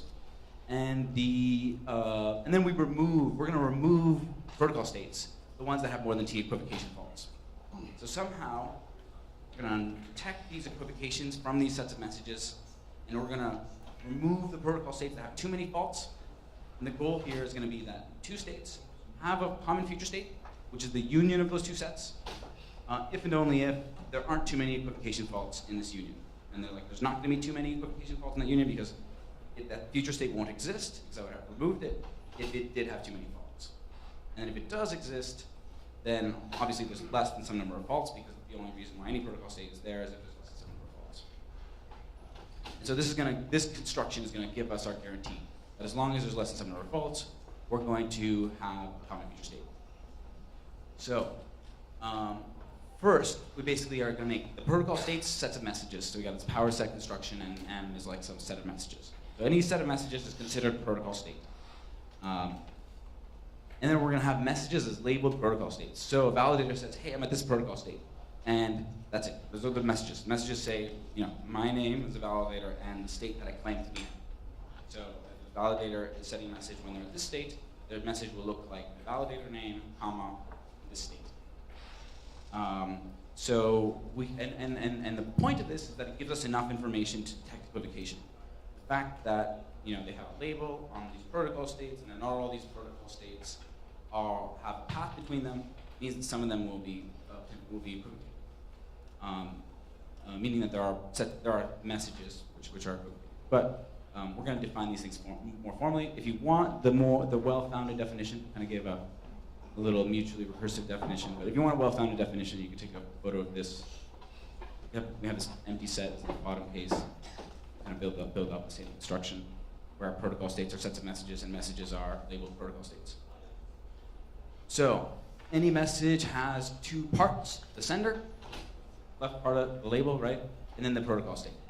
And an equivocation means, look, we got two messages from the same validator at different protocol states, but there's no state transition from one to the other, or vice versa. So B is like corresponding to these red guys, right? They're from the same validator, but they're different states, and there's no way they could have gone from one to the other. So this is an equivocating validator. It's equivocating messages. So that we can define the equivocating validators from a protocol state as all of the validators, such that there are messages in the protocol state that are equivocating from those validators. So find equivocating messages so we can look at a protocol state and count and figure out whether validators are equivocating. And then if we have some weight map, which we can do without loss of generality because we could have, otherwise we just have each of the nodes have one weight of one. Then we can calculate the weight or / number of protocol of Byzantine faults, these equivocating faults, by summing up the weights of the validators for the validators who are equivocating in that protocol state. And finally, here we go. This is the protocol state construction, where basically the protocol states are the sets of messages that have less than some number of Byzantine faults, or not more than some number of equivocations specifically. Because not all Byzantine faults fall in here, by the way. Only really equivocations. We're only talking about equivocations. Essentially, and the cool thing about that is like, oh, as long as there's less than some number of equivocations, we're going to have consensus safety. It doesn't matter how many of what other kinds of Byzantine faults there are. So here's kind of what's going to happen here. So I'm going to show you, walk you through that we've actually done what we said we'd do. So if we receive a message M at protocol state sigma, then we transition to another state, sigma union M. But only if sigma union N doesn't have more than T faults. If we receive sigma prime, which is a set of messages from sigma, then we move to sigma union sigma prime. If we receive sigma from state sigma prime, then we move to sigma prime union sigma. And so basically we have this thing that we wanted basically, but also both these, only if this union exhibits less than some number of Byzantine faults.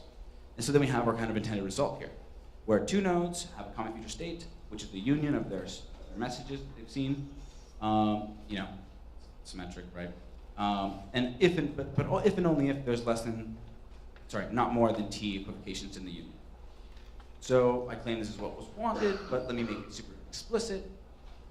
What basically this says is, look, if we have not more than T equivocating validators, the nodes will only ever visit states with common futures, because those nodes will be at states whose unions exhibit less than some number of equivocations, right? Less than some number of equivocating validators. And that will give us consensus safety, because as long as we have a common future state, we have consensus safety. That's the first part of the construction. And put it the other way, when you have consensus failure, that means that nodes don't have a common future state, which means that their union exhibits more than T Byzantine faults, which means that there's more than T equivocation faults, which basically means there's more T equivocating validators. Sorry, that should have said more than T equivocating validators, or equivocations from different validators. A little redundancy here. But basically, consensus failure implies more than T equivocations. And that's basically the way that consensus safety proofs look, right? If the thing fails, that there must have been more than some number of faults. And the way we did this is basically by, in these two parts. One, a decision discipline for making a discipline for making decisions consistently, namely only on invariant properties. And this will give us consensus safety when we have a future state. And then we have a protocol state structure that guarantees that nodes have a common future state if there's less than T equivocating validators. And the cool thing about all this is all of these different consensus protocols are using exactly this discipline and this construction in order to guarantee consensus safety. So the cool thing about the practical construction approach is you specify your protocol a little bit. You say we have states and transitions in this thing called the estimator. And then you specify a little more, say you have messages and senders and nodes of equivocation.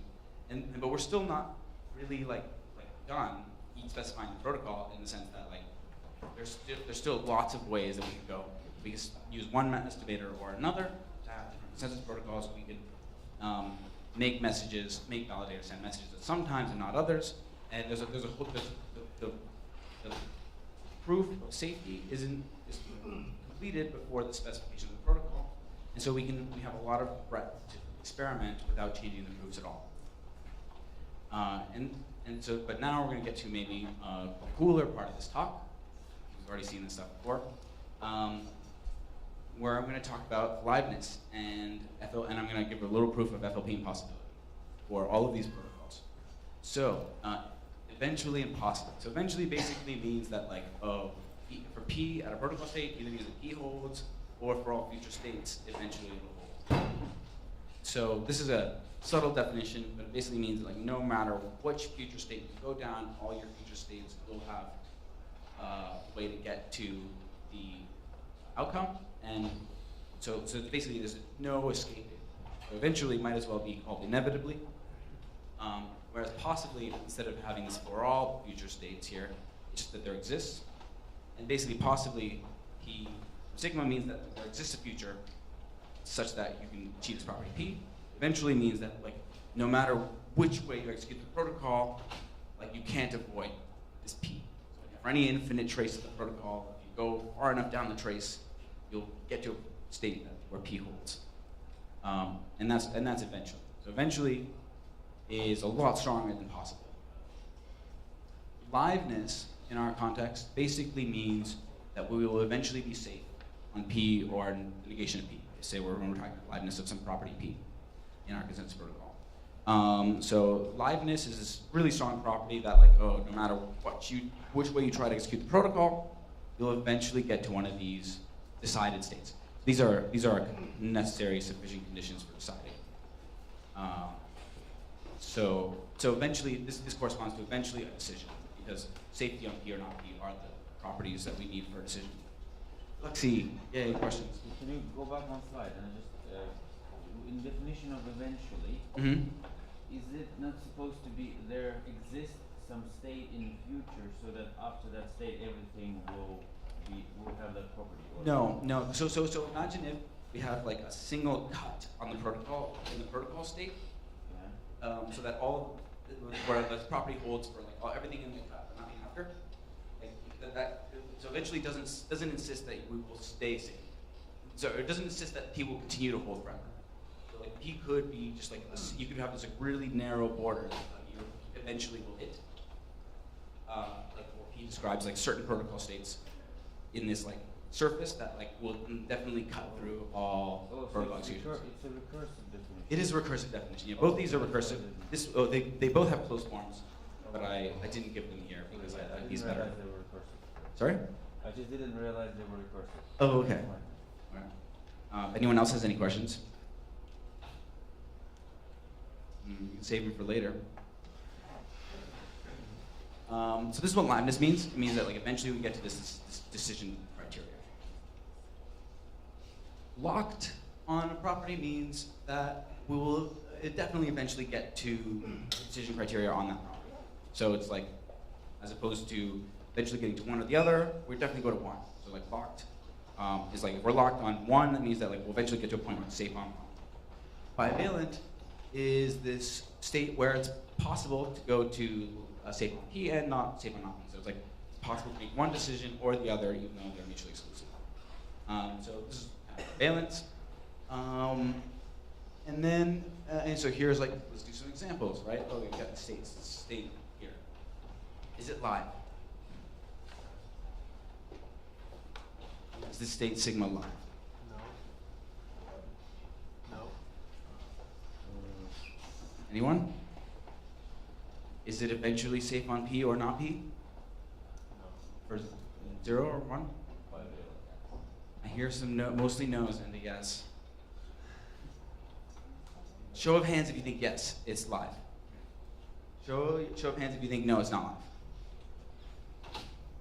Suckers, it's live. Because eventually, basically, if you consider these two states and these two states, these are like states that are inescapable and they're all safe. And so eventually, like basically, they're for all future protocol states, they're safe on P or not P. It's actually quite simple. It means that they will not diverge forever. Sorry? So the live means that it will not keep Yeah. diverging So forever. live means that there isn't a protocol execution that isn't safe on either or locked at either. Won't we kind of keep divergent forever? Yeah. So you're in FLP impossibility proof, which I'm about to do. I'm going to prove that there are such things in CBC Casper protocols. So is this thing bivalent? Yes.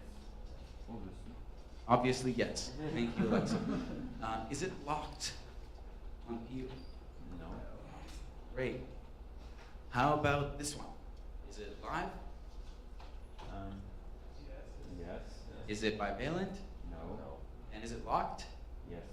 Yay. Great. So FLP possibility is going to show that was basically a result in consensus protocol research that shows that like deterministic protocols can't be safe and live in an asynchronous network in context of any faults. And we're going to give a proof of this for just our classic protocol. So this proof is kind of crazy and difficult because it does it for all protocols, for all deterministic protocols. But and we're just going to do it for the CBC Casper protocols, and so we'll be able to give the proof relatively quickly. But it will show that like the CBC protocols as specified so far are not live in asynchrony, which is what we wanted because we don't want to, because it's a sanity. We would be crazy somehow to think that we would be contradicting FLP possibility. So it's like a good sanity check that we don't have liveness in asynchrony. So basically, here's the proof outline. We're going to assume that we have a bivalent state with no future bivalent states.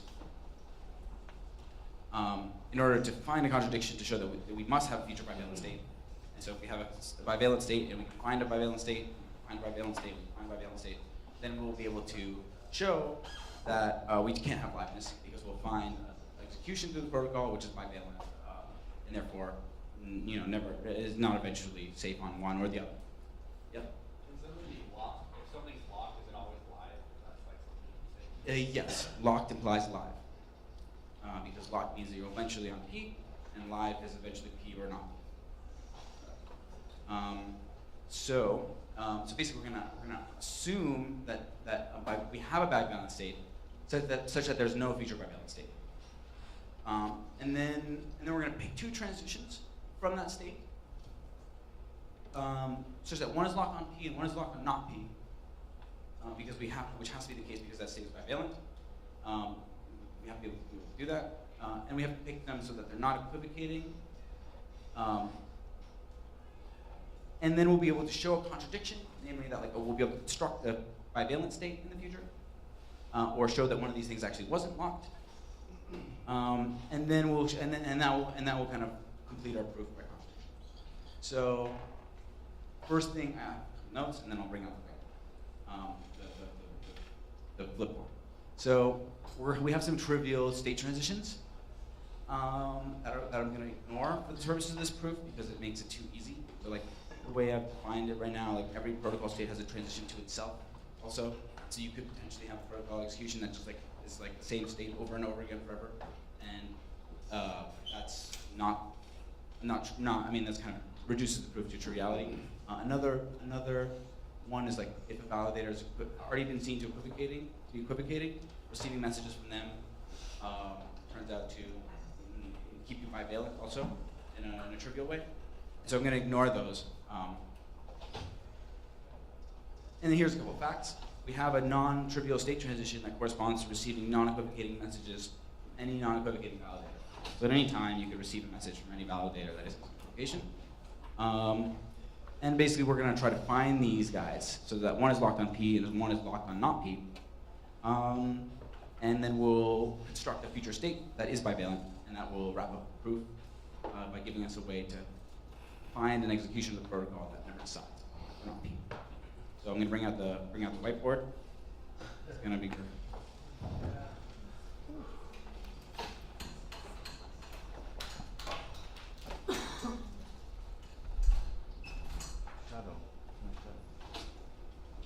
So we have some state here which we're assuming is bivalent, but which has no future bivalent states, right?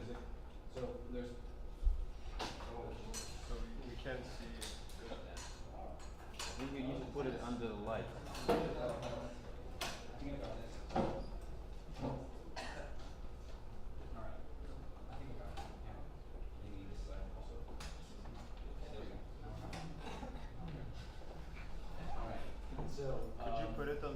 So firstly, like, okay, if we get non-triviality, then we have to have the first protocol state, the initial protocol state being bivalent.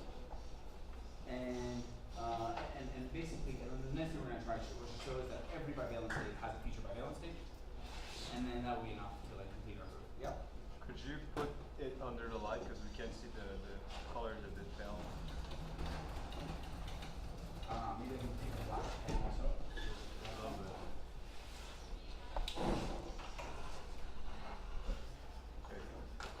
Should I be using mic? Yes, I think it would be good for recording. Okay, yeah. Thanks, Lexi. So we have this protocol state, which is bivalent. That means that it's possible for it to go to safe on P and possible for it to go to safe on not P. And we mentioned earlier that we have state transitions. We have a bunch of state transitions here to different states. Sigma 1, sigma 2, sigma 3, sigma 4, sigma 5, and so on. So we have a bunch of different state transitions. And thing to note here is because these are all protocol states, they each have less than or equal to T faults, right? So all of these guys have less than or equal to T faults, and this guy also has less than or equal to T faults. So, for example, if this message here was an equivocation from a validator who hasn't already been seen to be equivocating, that's a meaningful transition, then there's no way that equivocation could have pushed the Byzantine fault count past T, because the construction is such that protocol states are only states if they have less than T faults. So all of these guys have less than T faults. And basically all of them are either locked on P or locked on not P, because we assume in this proof by contradiction that all of the future states here are bivalent. Sorry, not bivalent, which means that they're either locked on P or locked on not P. So some of them are going to be locked on P, and some of them are going to be locked on not P. And then our job here is to find two of them that are locked on. One of them is locked on P, one of them is locked on not P, which correspond to transitions from different validators, so that we can construct. So that, imagine this is message 1. This is the state transition here corresponding to receiving message 1, and this is maybe message 2, and this is the state transitions. These two state transitions both correspond to receiving the message 2. And basically, what our proof is going to do is we're going to show that this state here has less than or equal to T faults, which means that actually this state transition does exist. These state transitions do exist. And that gives us a contradiction because these two states are locked on mutually exclusive outcomes, which means that they shouldn't have a common future state at all. So basically, when do we have this? Well, basically we need M1 and M2 to have different senders.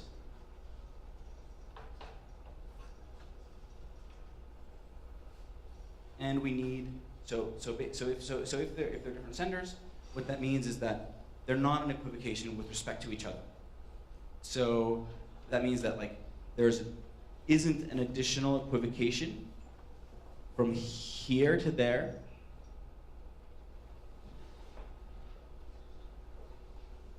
So then there is from here to here. So somehow, okay, let's express these a little more explicitly. So we've got this state sigma. That one's easy. This one is sigma union message 2. So sigma 2 is equal to sigma union message 2. Sigma 5 is equal to sigma union message 1. And this new sigma, this one that I'm trying to create and prove exists, is like some sigma hat, and it's equal to sigma union message 1 union message 2. So if these two guys aren't in equivocation with respect to each other, and they're not in equivocation with respect to sigma, then there's no way that this has any more Byzantine faults than this. And that means that it exists as a protocol state, because the definition of protocol states is any set of message that have less than some number of faults. And basically, so we just need to convince ourselves that we can make these choices of two messages that are locked to two different outcomes that are not in equivocation with respect to each other. And basically, the way that we do this is with basically we have to kind of pigeon. I'm not sure if it's pigeonholing. There's two cases, and we can show that at least one of them exists. So let's assume for a moment that there exists a message here, and from a validator that isn't an equivocation, that is locked on P. Then there's got to be other messages here, some of them that are locked on not P. And the question is, okay, well, there's some number of validators, right? And one of them, so they can't all be locked on P. One of them at least has to be locked on not P because this was assumed to be bivalent. And so, but it could be that just one of them is locked on not P, and that is from the same validator. But in that case, what you actually have, what you've done then is you've forced all these other ones to be locked on P, and then I can pick one of those and this one, which are going to be from different validators, and one of them is, and this one's locked on not P, and that one's locked on P, because I chose. So the failure mode was when the only one that was locked on not P that was from the same validator as this one that was locked on P. Anyways, I feel like this will be more rigorous and clearly spelled out. So I've done this a couple times, and there's two cases, and like guarantee that in one of them, you're able to pick these two protocol states that aren't in equivocation with respect to each other, and that aren't an equivocation with respect to the initial state, and therefore we can construct this new bivalent state, which is a future state of any bivalent state, essentially just by observing non-equivocating messages. Yep. So Vlad, in this diamond that you just drawn there, right? This is kind of the diamond. So you only have two messages, M1 and M2. Does it mean that you just arrive into the final state by kind of swapping the order of this message? That's right. Yep. The setup is basically that, like, if we have a protocol state where the future states aren't bivalent, it'll have to be a lock on one or the other, and we have to pick. And if we can pick non-equivocating messages that end up in both camps, then we can always rejoin. So basically, the cool thing about non-equivocating messages is they never make us lose common future states. And we can't therefore be locked on one and the other as a result of just receiving non-equivocating messages. But that means that they kind of commute this message, right? Yeah, absolutely. Yeah. So partly because of the sets of messages construct, right? Set commutes. But you could construct a protocol where the messages don't generally commute, like in a Sure, and actually somehow they don't here generally commute because there is this case where you show more than some number of Byzantine faults. So in the case where there's more, so imagine if like we have some set of messages that exhibits more than some number of faults, and I can show you one piece of it so that like you'll reject the other, or I can show you the other half and then you'll reject it first. So this protocol is actually not commutative, except for if there's less than some number of Byzantine faults. So it's kind of stuff. Basically, I had this lattice, and I removed a bunch of points from it. Doesn't this proof rely on the commutative property of protocol? For the non-equivocating messages. Okay. So the way that the proof works is I had to pick these messages to a state that's locked on P and one that's locked on P that weren't equivocations. So if they were equivocations, then we would have certain edge cases where that might where it cause us to lose a protocol state, and therefore where it's like where it might be possible, because basically the only way. So there's this notion of losing a state. So if a state and another state have a common feature, then they're not lost. But if I transition to another state, and then such that the new state doesn't have a common feature with the old one, and that's called loss, right? So any protocol state transition has a bunch of lost states, because any protocol state transition that corresponds to receiving a new message from a validator that hasn't already been equivocating anyways, it is going, that message is going to be an equivocation with respect to some other message that is in some other protocol state, and it's going to be the equivocation that pushes it over that threshold. Right. And so, basically,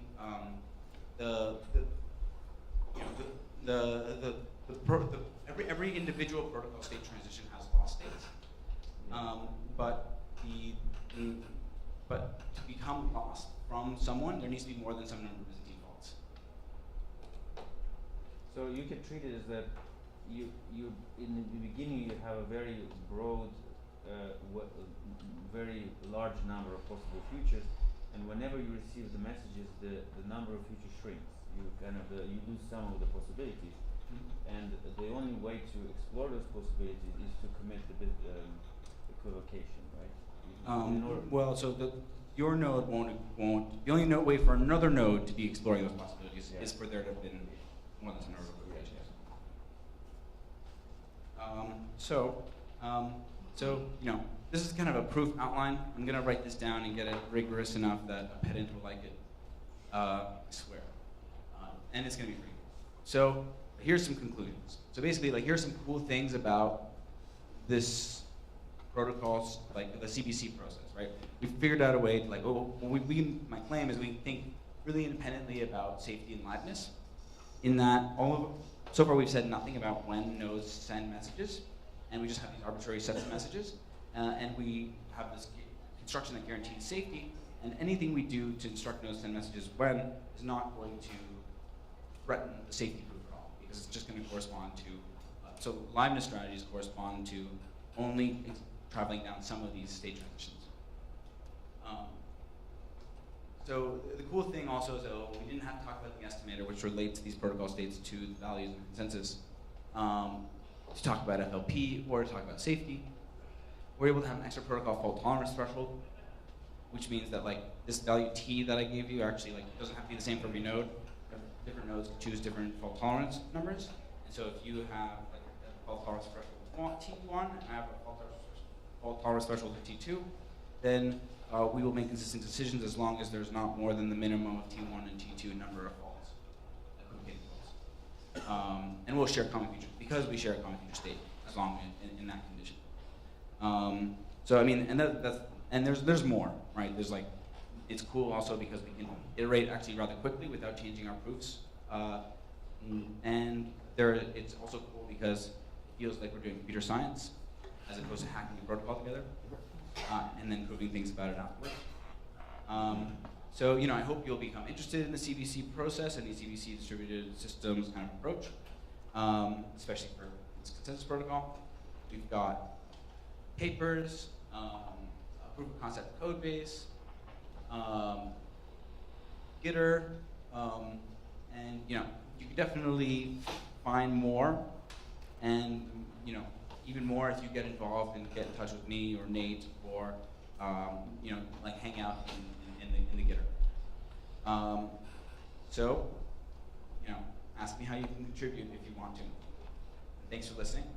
If we have any time left, I'll take questions.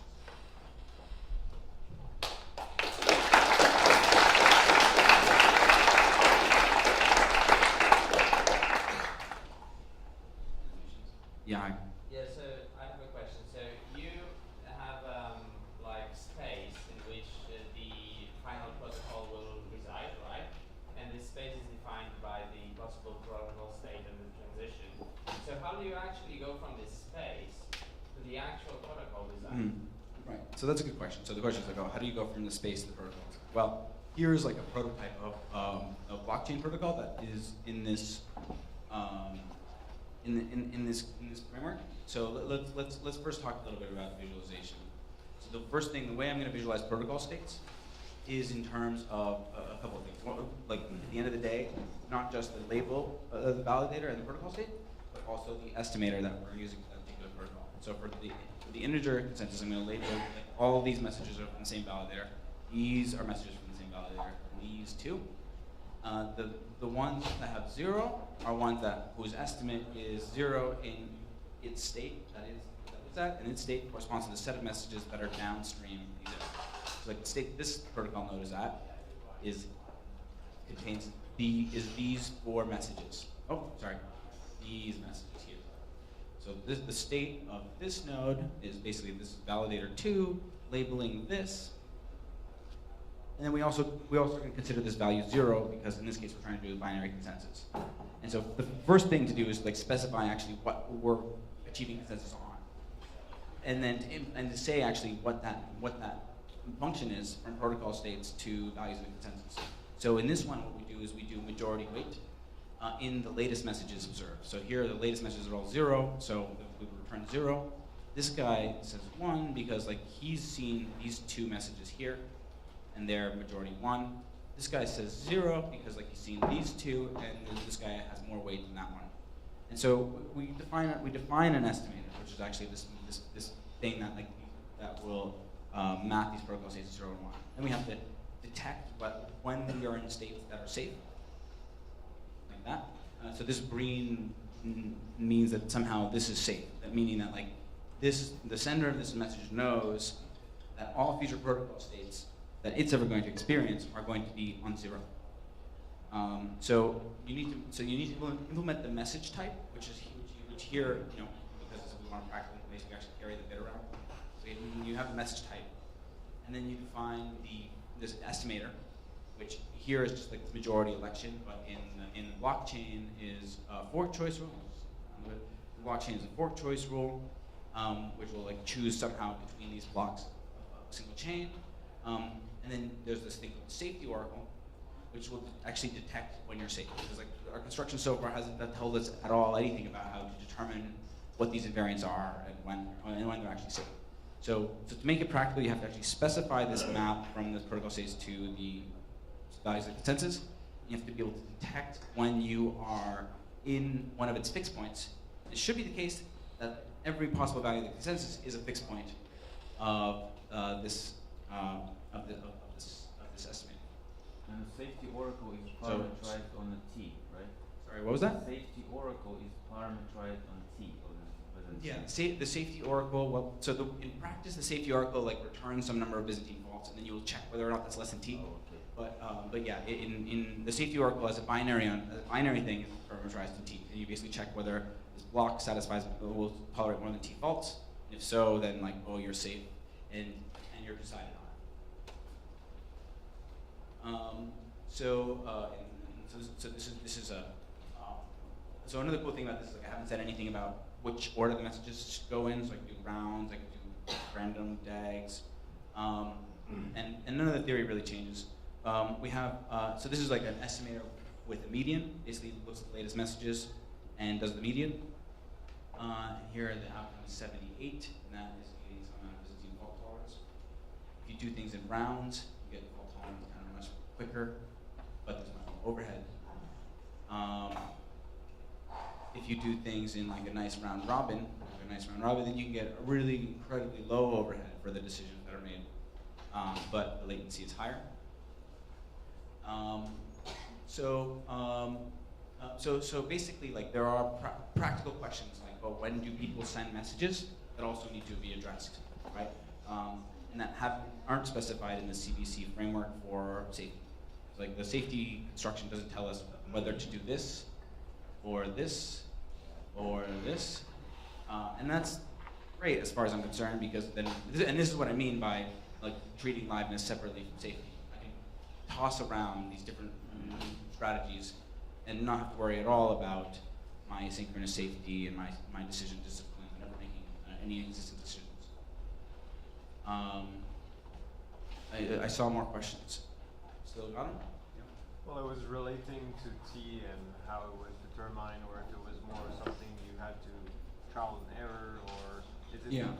Did So you basically design your like proof of stake so you control the validator so that you obtain a certain T, or?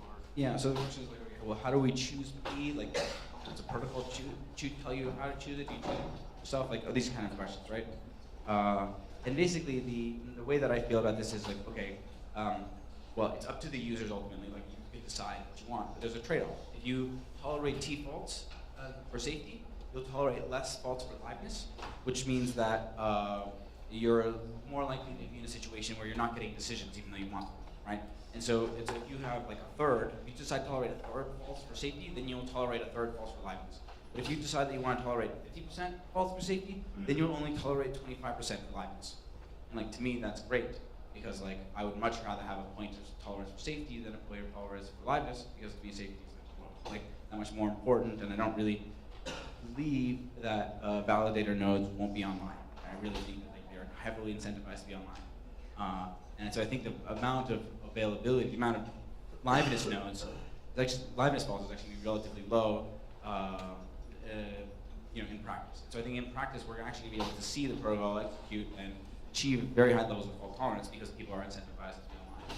And so that's another reason why this is cool, is because it lets you be greedy as opposed to set it up front. Right? You can set your fault tolerance threshold to like whatever in the last 2 weeks is the highest fault tolerance threshold that has finalized 98% of the blocks or something, right? And so that you can be greedy and take as much fault tolerance as the network will give you, as opposed to saying up front, we will tolerate 1/3 faults. You can have a more optimistic strategy where you see what the network does, and if they're low on the liveness faults, actually you can have way more safety faults, way more fault tolerance for safety. So I hope that helps. So just to summarize, you're suggesting start with high tolerance or high safety, and then as we can basically see over time how can we increase the liveliness based on that. Yeah. So I think that's. I mean, I haven't really thought through all the game theory and everything of that necessarily. Like, there might be surprises or something, but like my gut tells me that like it makes a lot of sense for people to choose the highest fault tolerance threshold that the validators are actually serving, because in my opinion, we should like demand the highest quality of service from the consensus forming nodes. And to me, that's creating as much quality for the protocol as possible, which means creating as much fault tolerance for decisions. And also liveness and censorship resistance and stuff too. So it's and I think like the greedy approach is a little more promising than the choose one parameter for the whole protocol at the start approach. Ethan. So you proved FLP by showing there's always bivalent states that are future bivalent states. That's correct. So without addressing the estimator. The estimator is not involved in your proof. That's correct. How do you need to use the estimator, or do you know how you're going to go about proving you have liveness in a particular parameterization of the estimator? Yeah. So okay. The observation was that I did this independently of the estimator, and how would I think about when I can have liveness? And I can start by like, I can clearly and easily find estimators that I can show don't have liveness. Like there does not exist any liveness and synchrony assumptions and liveness strategies where thing ever converges. Yeah. So it's quite easy to come up with estimators where you can prove that it's not live in any circumstance. But we prove that none of them are live in asynchrony anyways. And so we need to introduce a synchrony assumption and then give a strategy to talk about this question. And so we need to think about, okay, for an estimator and a collection of synchrony assumptions, so for every estimator and collection and synchrony assumption, do we have a liveness strategy? And like that will give us like a fine-grained analysis of different estimators and whether or not they have liveness under different synchrony assumptions,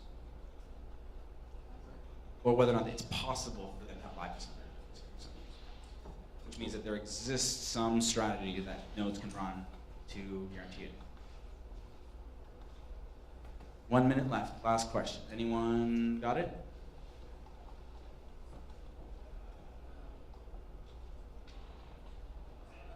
Well, thanks for listening. Oh wait, there was a question. Catch me after.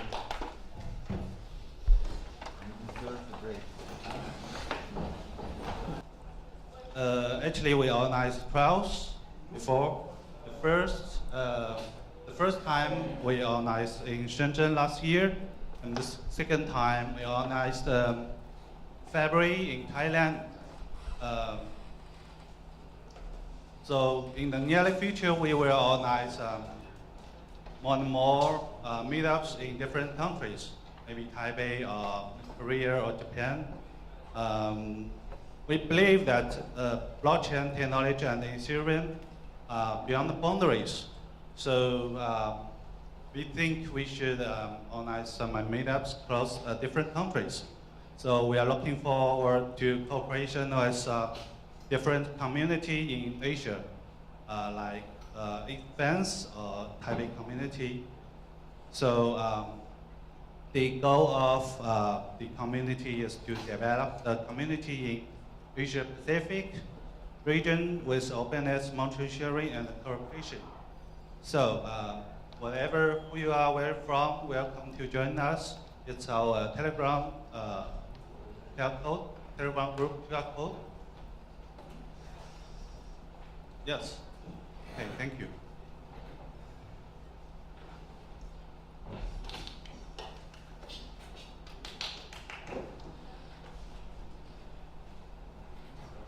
Your turn.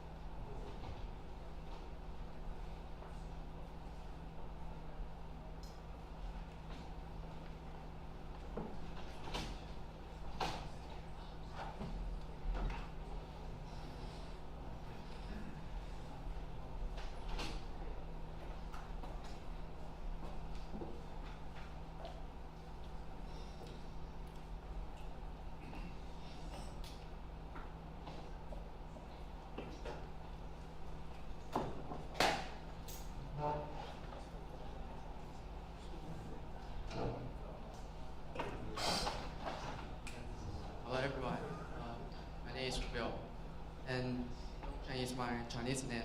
And today I'm going to present for the Taipei Ethereum meetup, TEM for short, with topic centralized community. Like other developer meetup in Taiwan, there are only a few people attended in the beginning. We meet at a coffee shop, have a cup of coffee, and chat to each other surrounding with the same topic. And sometimes we have the people come to the stage and share their knowledge. And it's very hard to maintain this kind of meetup since the meetup may not interest enough for more people to come to, or there is no one in charge to take responsibility to hold another event. But we are lucky because the blockchain technology, or Ethereum, is booming, and it's not only about the technology but also about finance, or like game theory or other big things. Many people want to know what we are doing in this industry. And this also helped us to have at least 30 people in every meetup recently. Another point is that we allowed every speaker to become one of our organizers. And in these cases, there are some people like me going to in charge to maintain the meetup. And today we have almost 40 people in our organizers group. And this is why I use this topic, the decentralized community. And I'm going to share the history and experiences we have learned from maintaining the community in Taiwan. And to introduce Taipei Ethereum meetup, TEM is a developers meetup. We focus on the blockchain and smart contract technology, and we don't like the other most cryptocurrencies meetup. I think in the whole world that is only talking about the ICO or coin price. We just focus what can make us grow. And we organizers also write articles in traditional Chinese and on our medium when we have free time. It's glad to see many people spend their time to write and to share their knowledge. Although it is not well organized this time, but we are going to solve it in the future. And the meetup itself, we regularly have 1 to 2 meetup every month. And each meetup have 2 to 3 talks. Most of talks are given by the localized speaker, and some topic we have before is we talk about the issues like the DAO hack happened in the 2016, and how community to decide whether we need to hard fork or not. And also the EDCON last year. One of our organizers, Chang Wu, have been to EDCON last year, and he also shared with the experiences that in that trip. And of course, the DEFCON 2 and DEFCON 3, we have speakers to share their experiences. And not only Ethereum, not only Ethereum blockchains, some speakers also share the other blockchain implementation like Gcoin and BMOC. These two blockchain implementation are both original from Taiwan. And besides of entire blockchain implementation, we also have talks that dip into various issues like sharding or cross-chain technology to overcome the scalability problems. And some speakers share the ZK snark, the ZK knowledge to solve the privacy problem. And also the mining pool, how they are running. And also some people share how Ethereum virtual machine actually work. And also how and when to use Web3 API. And the final one is also important, which is the smart contract. The smart contract allowed us to program in the protocol without building a new blockchain. We surveillance the app, or we built our own one on the Ethereum blockchain, including the U-port, which is the personal proxy, and the true bit. And some designers share the experiences of playing CryptoKitties to us. And her ether is get from the local bot. I will talk more about this later. And the JoySol. JoySol is a hybrid decentralized exchange. And this is my own project. I write the smart contract for it. And the last one is the museum. Museum is also a project from Taiwan, using the smart contract to share the revenue according to the share ratio copyright or a license contract. And sometimes we have foreign speakers. Most famous one is Vitalik Buterin. Thanks to BB, every time he comes to Taiwan, we can get more people to join us, to join the meetup. And also we have Polkadot team. They come to Taiwan last year to share about the Polkadot and the Web3 Foundation, the purpose of Web3 Foundation. And also there are many DApp teams like MakerDAO, Arrogant, Gnosis, Manaport, AirSwap, QuantumStamp. We thank for them to share their products for us in Taiwan. And some of them just finished their Asia tour in Taipei last week. There are three things, three important events I want to share. The first one, and I think is the most important one, is the local vote. And the other two is a bigger event we have hosted in the past. One is Beyond Block Taipei, and the other one is the Ethereum All-Star Tech Talk. Because of EM is a decentralized community, and we don't have a fiat account to accept, donate, or get the money, but we still want to plan a big event. Like we want to have our own Ethereum logo, so we use the smart contract to help us to get logos. Here is the logos we received from designer, and you can see there is a Taipei 101 tower, and also the sky opens in the right left side. And although they are not the winner, but these are all designed for us. The logo board contract is like a small ICO that accept people donate their Ether, and they will receive, they will get a vote. And after they get a vote, they can transfer the vote into their liked logo, their liked logo. And after the whole event is ended, everyone can call the dispatch method in the contract, in the logo board contract, and the contract will automatically count the vote of each logo and dispatch the received Ether to these logos. The winner can get the half of the donation, and other logos can get the other half. we separate multiple contract and allow the user only need to send Ether or transfer token to addresses. And they actually don't need to know how to interact with the contract. They don't need to know what is the API. They only need to, the only thing they need to do is increase the gas limit when they are sending the transaction. And in this screenshot, you can see we use the ERC20 token to represent our bot. And the symbol of this token is Taipei logo. And it's still there, and you can check it on the EtherScan.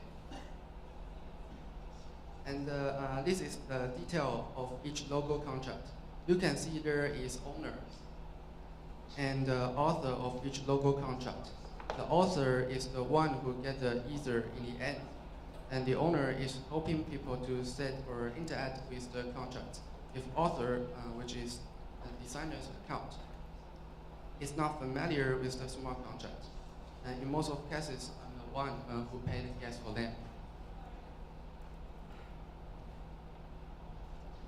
And we totally received about 3 Ether. I think it's enough for them. And you can see the final result from EtherScan or through our app. The winner gets 1,455 votes. And you can see how the contract dispatched the Ether to the logo's author in this screenshot. And the winner is this one, which looks good. The middle of the logo is a Chinese word announced Bei, which is the second word of the Taipei. In local board event, the contract helped us a lot and also make people to know more about the smart contract. We are very thanks to all of the designers that give us a good logo, and also thanks to them to receive, to accept for payment. And the next one is the Beyond Block Taipei. We have lots of researchers from Ethereum Foundation, and we also have token and Kyber Network in this event. The ticket is free and is sold out in a few minutes. We use a smart contract to receive the donations from the industry, and we need to specify the usage in every transaction where we need to use the donated Ether. And if there is still any balance in the end of the event, the industry can get the Ether back. There are lots of people have registered and get the ticket, but maybe because it is free, not every registered people have show up. Next is the Ethereum All-Star Tech Talk. We have learned some things from the last event. So we use a smart contract to make people deposit first this time. We record the email and the address from the MetaMask. Once we get the deposit from this address, then we will send their ticket to the email. This way, increase the threshold for people to get the ticket. It costs about 5 days to sold out total 1 ticket. This is a very long time compared to the Beyond Block Taipei last year. And also because this gap, I think our community need to work harder to make people know how to use the wallet. Okay. I think it is the end of my talk. We are lucky because we can use smart contract to handle lots of things and eliminate unneeded communication. I'm very proud that I share this with you. And thanks for having me here.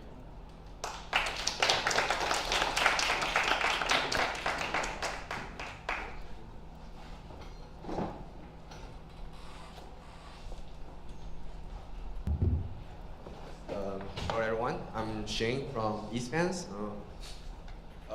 ETHCON, let's talk about origin. ETHCON is one of the earliest non-English Ethereum developer community in the world. We started very early, back in the end of 2014, before the ICO of Ethereum. founding members are mostly developers.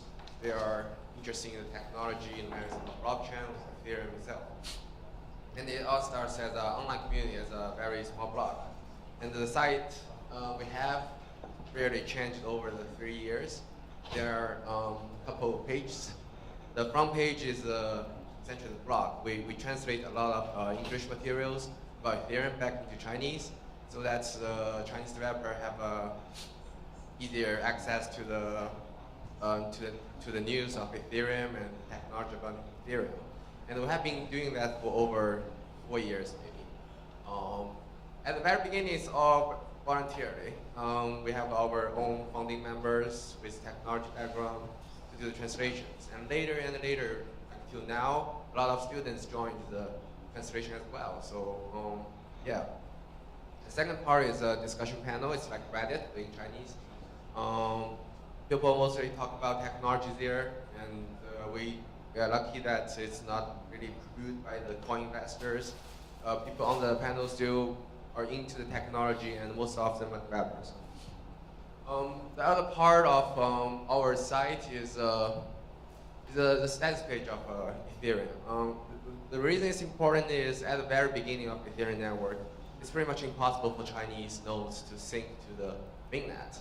At the moment, as the developer community, we are trying to figure out a way to get people to sync to the mainnet. So we actually start our program called Spark Node program. We rent a server from a cloud service and maintain a couple super nodes in China. So we list all the IP address for the developers in China to get connected to our super node, so they can get sync for their gas service. So this program has been running for like 3 to 4 years, and it's still there. You can see all the nodes, they're actually in China. Also this gradually developed to our next generation of our site, which is a mining. EDCON is different from a lot of meetups because we are more online at the very beginning. But what really brought us together is the DEFCON 2 Shanghai, which happened in I think it was the end of 2016, around September, I think. So that's the first time actually people, developers in China, get connected to the developers in the world. And we see all the superstars or the core team come to China and they discuss technology over the 3 days in Shanghai and talk to people there in China. And yeah, it was fun. And the most important thing is we see the Shanghai attack, which is an infamous thing in the Ethereum history. Which during the DEFCON 2, some hackers started the DDoS attack to Ethereum mainnet, and it lasts for months after the DEFCON. But the lucky thing and the funny thing is that during the DEFCON, all the core developers are all together. And for most time, they are distributed over the world and in different time zones. For DEFCON, they are all together in Shanghai. So they actually, after the conference like this one, about around 7 p.m. and the attack starts, and we just happen to be together. And so they decide to stay in the lobby of a hotel and try to fight back or something like that. That's the first time we see that as a community, as the people running the community or people in the community, you see the core developers, the foundation, the team, they are actually like doing stuff in front of you. It's really some experience, and that actually helped us to develop to our mining pool business. The reason we're doing that is at that moment when we try to fight back or defend the mainnet during the DDoS attack, we have to ask all the mining pool in the world to have a specific setting to, I think that at that time it was to lower the gas limit so that you can have limited transactions in each block. But however, at that time, a lot of mining pool are in different parts of the world. We're having a hard time to get connected to all the mining pools over the world. And also, there was only one mining pool in China, and I think it refused to help the foundation. So actually, the app told me like, why don't you guys start another mining pool in China? Because miners should have their choice. And also we need some help. You know, when the tax happens, we can get connected. And so yeah, that's a good idea. Because our teams are mostly with technology background. It's not that hard for us to start a mining pool. So we started right after the DEFCON 2 Shanghai in 2016. And however, the nature of the mining pool is a profit-driven business, and the nature of a community should be non-profit. So after 2 years of the running of the mining pool, we decided to separate them to a new brand called Spark Pool. Currently, Spark Pool is a for-profit company made of 20 people. Now I think it is the third largest mining pool in the world of Ethereum. But the mining pool is from the community, so Spark Pool still give back to the community a lot. Most fund of Eastman's community was generated from the Ethereum mining pool we had over the 2 years. And we think the financial independence is very important for a meetup or for a local community, because especially during the token mania or the ICO mania, a lot of teams will actually pay a huge amount of money to actually have a promotion or whatever with the meetup or with the community. So we do think the neutrality of a community is very important. So that was why we work very hard for the mining pool and generate enough funds to sustain the community to last for to be continually running for over a couple of years, I think. We also have a lot of friends in the industry. The top ones are the ones other Ethereum-based companies in China, like the Spark Pool, our own mining pool, and I'm Token, which is a very popular digital wallet in China with 2 million users, and Cryptape, which was founded by one of the core Ethereum developer in China. They do EVM-based consortium stuff. We also have a lot of friends outside China. They are trying to know the huge market in China, and they come to China and find us to work together to see how we can help them to understand the market and get connected to the community. So of course, as an online community, we should have meetups, and that's what we were doing over the last 2 years. At the very beginning, the meetups are quite simple. A lot of developers come. It's all about technologies. We have an annual Pi Day meetup, which is every year, March 14th. We review what happened to Ethereum last year and what's going to happen next year, and what's our own experience about Ethereum technology, what changed, stuff like that. We also have a lot of teams come to China, talk about their technology, ICOs. Yeah, fast lines and Telegram sometimes as well.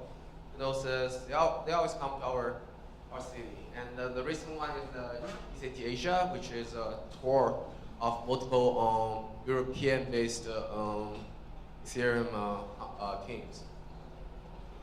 So then we think, yeah, everyone's coming to China, and we do a lot of meetups. What can we do actually for the developers? And we come up with the idea that we should have our own space. As we have enough funds, we're actually building our own space. We partnered with People Square, which is a professional working space vendor in China. They own over 20 working space in China, and we decided to work with them. So our flagship working space will be based in Hangzhou, and it's already under construction. Will be finished, I think, in 3 months. The space will be mostly about Ethereum, so it's Ethereum themed, with more than 100 of working spots. And it's already full because a lot of teams decided to come with and work with us. So we think as a community, it's more important for developers or for people to sit together instead of only come and meet every month or something like that. Also, we would like to have our own space for the routine meetups. As we were a partnership with People Square, the professional vendor of a working space, we also have 2 more other subspace in Shanghai and Beijing. So, because all the teams come to China, they mostly will visit Shanghai or Beijing. So, if they want, they can have their own seat in Shanghai and Beijing.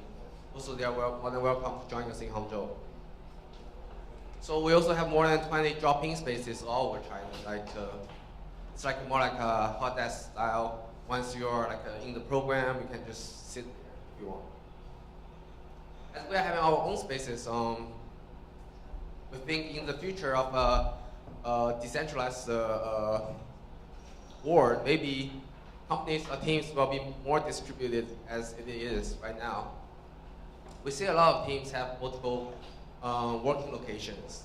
They have half of the team in Europe, half of the team in North America, a couple guys in Asia. We think maybe in the future a team will be distributed to all over the world.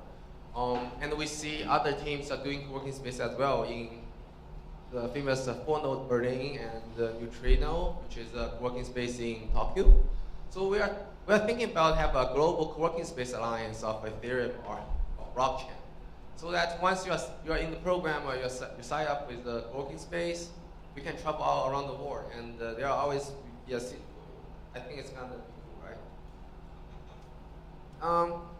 Some pics about our space. That's the one we have in Shanghai. It's already there. We have a meetup place which could contain more than 100 people. We also have one in Beijing. It's a different style, but still Ethereum thing. We need to add more like Ethereum elements inside. It's kind of new right now. Yeah, it's perfect for small teams. You can always drop in. And so some conclusion about our experience in China. First of all, we have to find the developers, especially at the very beginning. We did that through our online blog. A lot of people search Ethereum or Typhon in Chinese. They will find us at the very top of the page because we have been there for a long time. Then they get connected to us.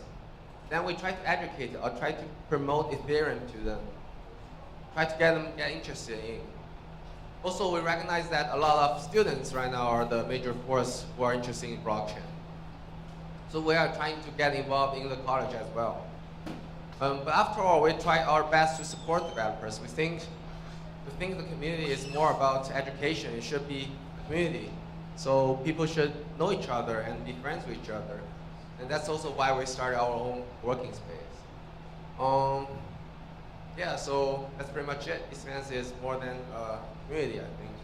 It's online and offline, and we do plan to be in China and in the space for a long time. Thank you very much.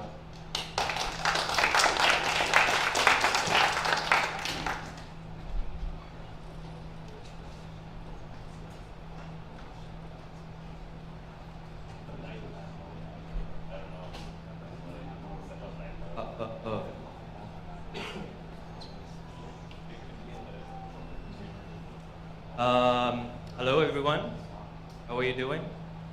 Good? Thank you very much. I'm very excited to talk to you about community in Japan. Let me do a little introduction. My name is Yusuke Obinata, just call me Obi, like Obi-Wan Kenobi. I'm a part of Ethereum Japan community and helping Omise grow for Japan, and also running a community of young developers and students in blockchain space for Crypto Age. And we do a lot of meetups in Tokyo. And my first connection with the Ethereum community is through this guy. So I was at the venture capital for East Ventures, which is the seed stage VC firm in Japan and Southeast Asia. And we are the first investor for Omise back in 2014. I think this is me when I first met in June.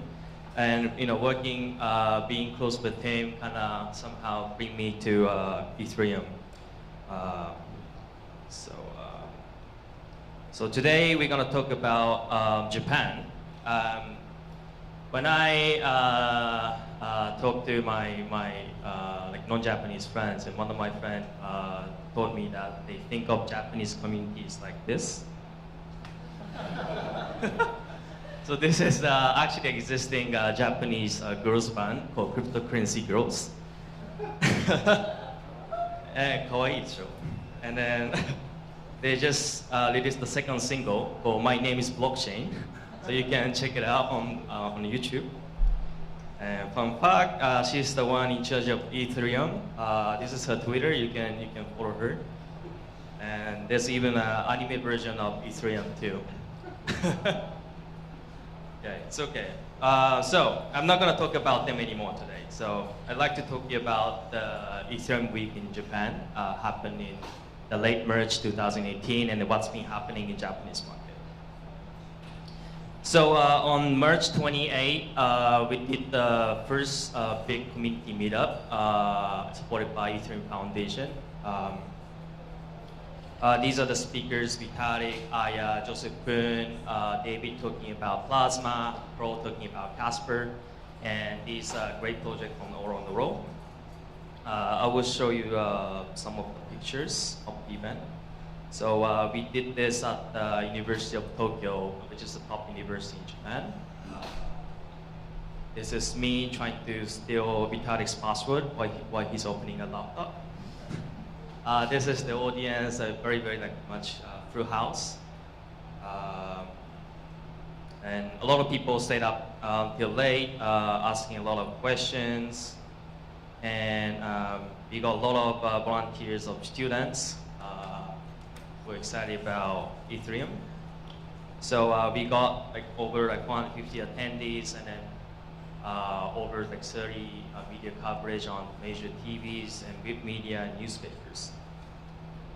And also on the next day, we had the ECF launch event in Tokyo, which is the first one in the world. This was the private one, but we got 300 attendees from mostly from the big companies in Japan. It looked like this. Yeah. So yeah, it's been became a very big news on multiple media in Japan. So so what's been happening in Japan after that? So I would say there's been big changes in among these three groups. Developers. So a lot more developer meetups started to happen in Japan. This is actually the one that I and my friends did in Tokyo. We did it with the Golem Maker, Horde, Omisego, Wireline, Quantstamp, and Airtime. We also did Solidity workshop with the Loom Network. These are all Japanese developers. And just last week, we did the meetup with Peter from Web3 Foundation. And also, there's been an existing developer community called High Ether for Ethereum, the Japanese Ethereum developers.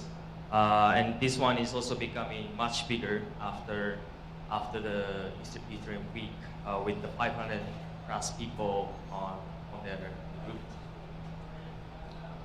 Also, my friend who's very excited about Plasma did the Japanese translation of white paper.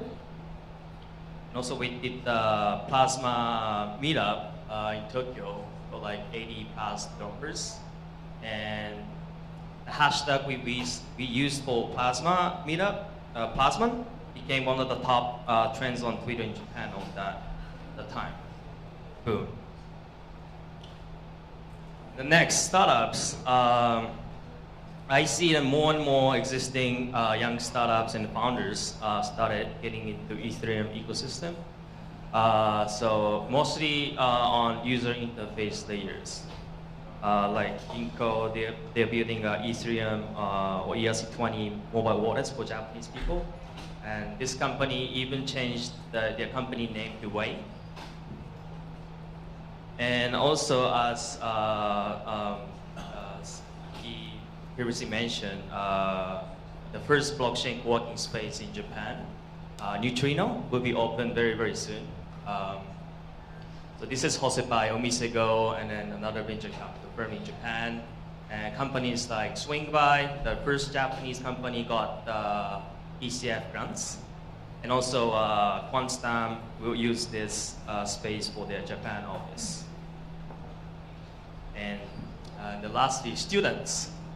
I see students are also becoming very excited for the community for Ethereum. So this is the blockchain meetup that we did only for Japanese students last month. We got like over 100 students, which is a total surprise.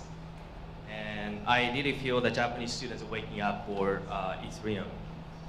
So after the meetup, multiple student research groups in multiple universities started to be formed, like University of Tokyo, Tokyo Institute of Technology, which is like Japanese MIT, and also Waseda universities. And just like 2 days ago, I got a message that a group of students of Keio University started one too. Okay, so to wrap it up, I would like to address the challenges and opportunities in Japanese community. I would say the challenges would be still the language. So not many developers not still very fluent in Japanese. So I definitely see the need for like translating a lot more core resources into Japanese, and also bringing more and more international projects to Japan, and then to educate the ecosystem together. And opportunities, I think, but this is much bigger than the challenges, because the market is very early now. Like the Ethereum, they did the first official meetup just like this March, and Japan is known for a big market for like speculative trading, but finally more and more developers and young people started to realize the true potential of blockchain. And also Japanese companies have been very bullish on blockchain technology. So a lot of public tech companies in Japan now already started working on exchange business or started doing research on blockchain. So I would say there haven't been any country like that in the world as of now. So yeah, I think this is a huge opportunity in Japan. So I will keep working on building a community in Japan, and then what I like to emphasize that please come to Japan, and then please help building the growing ecosystem community of Japan. And yeah, so yeah, maybe we can also drink sake, do karaoke together in Japan too.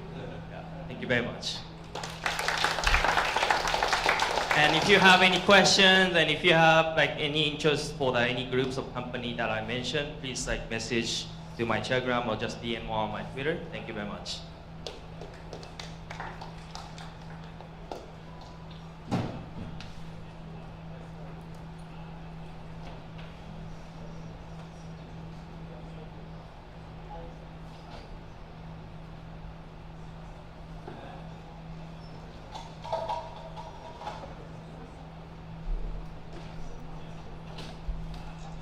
Hello, everybody. My name is Brian Chong, also known as Atom Riggs. There is some story about it, but we don't have much time, so maybe later on person meeting I'll explain why my nickname became Atom Riggs. And I'm the organizer of the Seoul Ethereum meetup, and we have 3 organizers right now. So let me talk about the general Korean cryptocurrency exchange market first. It's a rapid increase in cryptocurrency trading volumes and number of investors during mid-2017 to 2018. It's very speculative and a volatile market in terms of volume and price. And for example, number of active exchange weekly Android app users, it's called the WAU. As of February 1st, week of 2018, Upbit, that's the first exchange in Korea, it has over 1 million app users, active users. And Bitsum, its second exchange, had over 800,000 active users. And Coneft, about 115,000. Coin One had 38,000 active users. And also, monthly unique visitors of mobile and desktop to exchange these services during January 2018 is over 5 million unique visitors. So with this data, we can estimate at least over 3 million active investors in Korea on cryptocurrencies. So, and then over 50% of these people are 20s and 30s. But number of money investment size, 40, 50 years old people have a lot bigger investment size. But because of this rapid price changes, Korean government became so negative, especially about ICOs, pumping and dumping things. So they basically banned all ICOs last year. We hope later this year maybe they change from loosening their ICO policy. So Korean cryptocurrency community landscape in general, a lot of people is main interest in short-term trading profits and fiat-based trading and relatively smaller market shares of Bitcoin and Ethereum and overheated interest on the so-called third generation coins. I don't know about whether it's really third generation, but a lot of Korean people don't care about trade-off when they increase the performance of those viewers, so-called, arguing their performance is much better, like new other Chinese Neo coins or even Tron or other coins.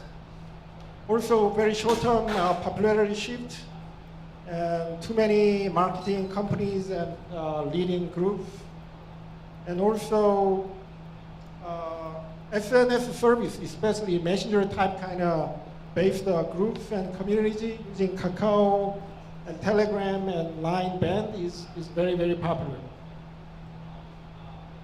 And there are different communities, interest area, trading and research or development or application users. There are different groups, and we can classify online or offline communities or types of media or forum style online groups or SNS messenger based ones. And also we can classify more commercialized community or more voluntary activities. But with all these different communities, I still think the importance of a public open community in the cryptocurrency ecosystem development. And also we need to have a better balanced activities of different areas of interest. And this is my first post about Ethereum in 2014, September 25th on Dangle.com. Dangle is the first Korean cryptocurrency community. And this posting was about overall overview of Ethereum protocols and development tools. And it's right after 2014 Ethereum pre-sale, but unfortunately there are not many people participating in this pre-sale event. And then that Dangle.com became more mining community, focusing on GPU minings. And they launched in 2013 and covered the Bitcoin, Ethereum, and other cryptocurrencies. And also one of the Korean mining pool is Mining Pool Hub. They occupy about 10% of the current Ethereum total net hash. But since 2017, began to lose some existing members because there are more specific blockchain interest group like Steemit.com and launched, and some Steemit supporters separated, and then also we launched some more Ethereum focused communities. And then recently this community launched another Ethereum fork chain. It's based on POW. It's called Ether Social Network, ESN. This is their main introduction about how they connect with this coin with game community and the forum community and some micropayment transaction stuff. But still, they have not clear roadmap about how to bridge this separate chain to Ethereum main chain yet. Maybe parity bridge or plasma chain. Still, it's not clear. But they're actively working on gathering more users and gathering more hash power right now. And this is 2014. As of September 2014, there are a small number of meetups. And Korea didn't have Ethereum meetup yet at this time. So I organized whole Ethereum meetup on 2014, November 15th. That was the first meetup. And since then, we got over 4,500 members. And we hosted more than 20 regular full meetups, and also including a lot of smaller developed meetups too. And this meetup has introduced the Ethereum core technologies and solutions and depth Korean community. And mixed with investors, developers, and business planners and some startups. And so far we try to invite a lot of Ethereum Foundation people and core projects, but there's some language barrier. Even though we have some translation services, still a lot of people have some understanding English presentation. So we are trying to focus more on Korean projects, also encouraging more Korean development teams. And this is the meetup page. And recently, last month, we had a community hackathon event. And it was April 20th to 21st. About 150 developers and business entrepreneurs gathered together. And we got about 20 competing teams. Aragon, Gnosis, Mellowport, and MakerDAO DAI teams. I think they're Asian tour during this time period in Japan and China and Taiwan, and also in Korea. But in Korea, instead of regular meetings, we tried a hackathon event. And it was really successful than we expected.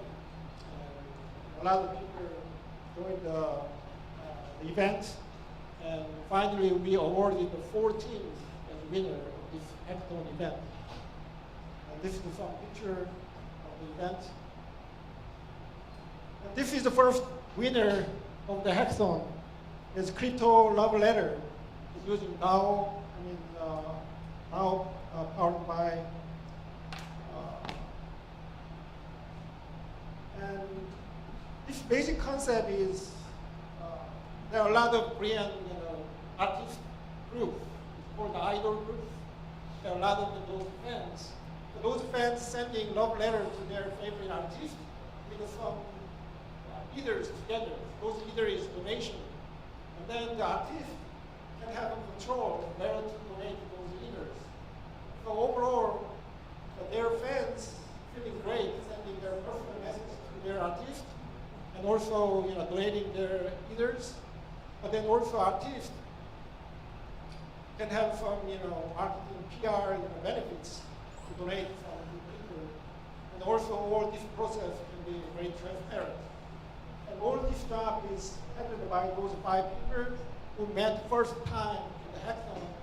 And they finished the back-end smart contract code and front code within 14 hours. That was a great job. And this one is second winner of that hackathon. And this is basically using Gnosis, combining with online shopping experiences.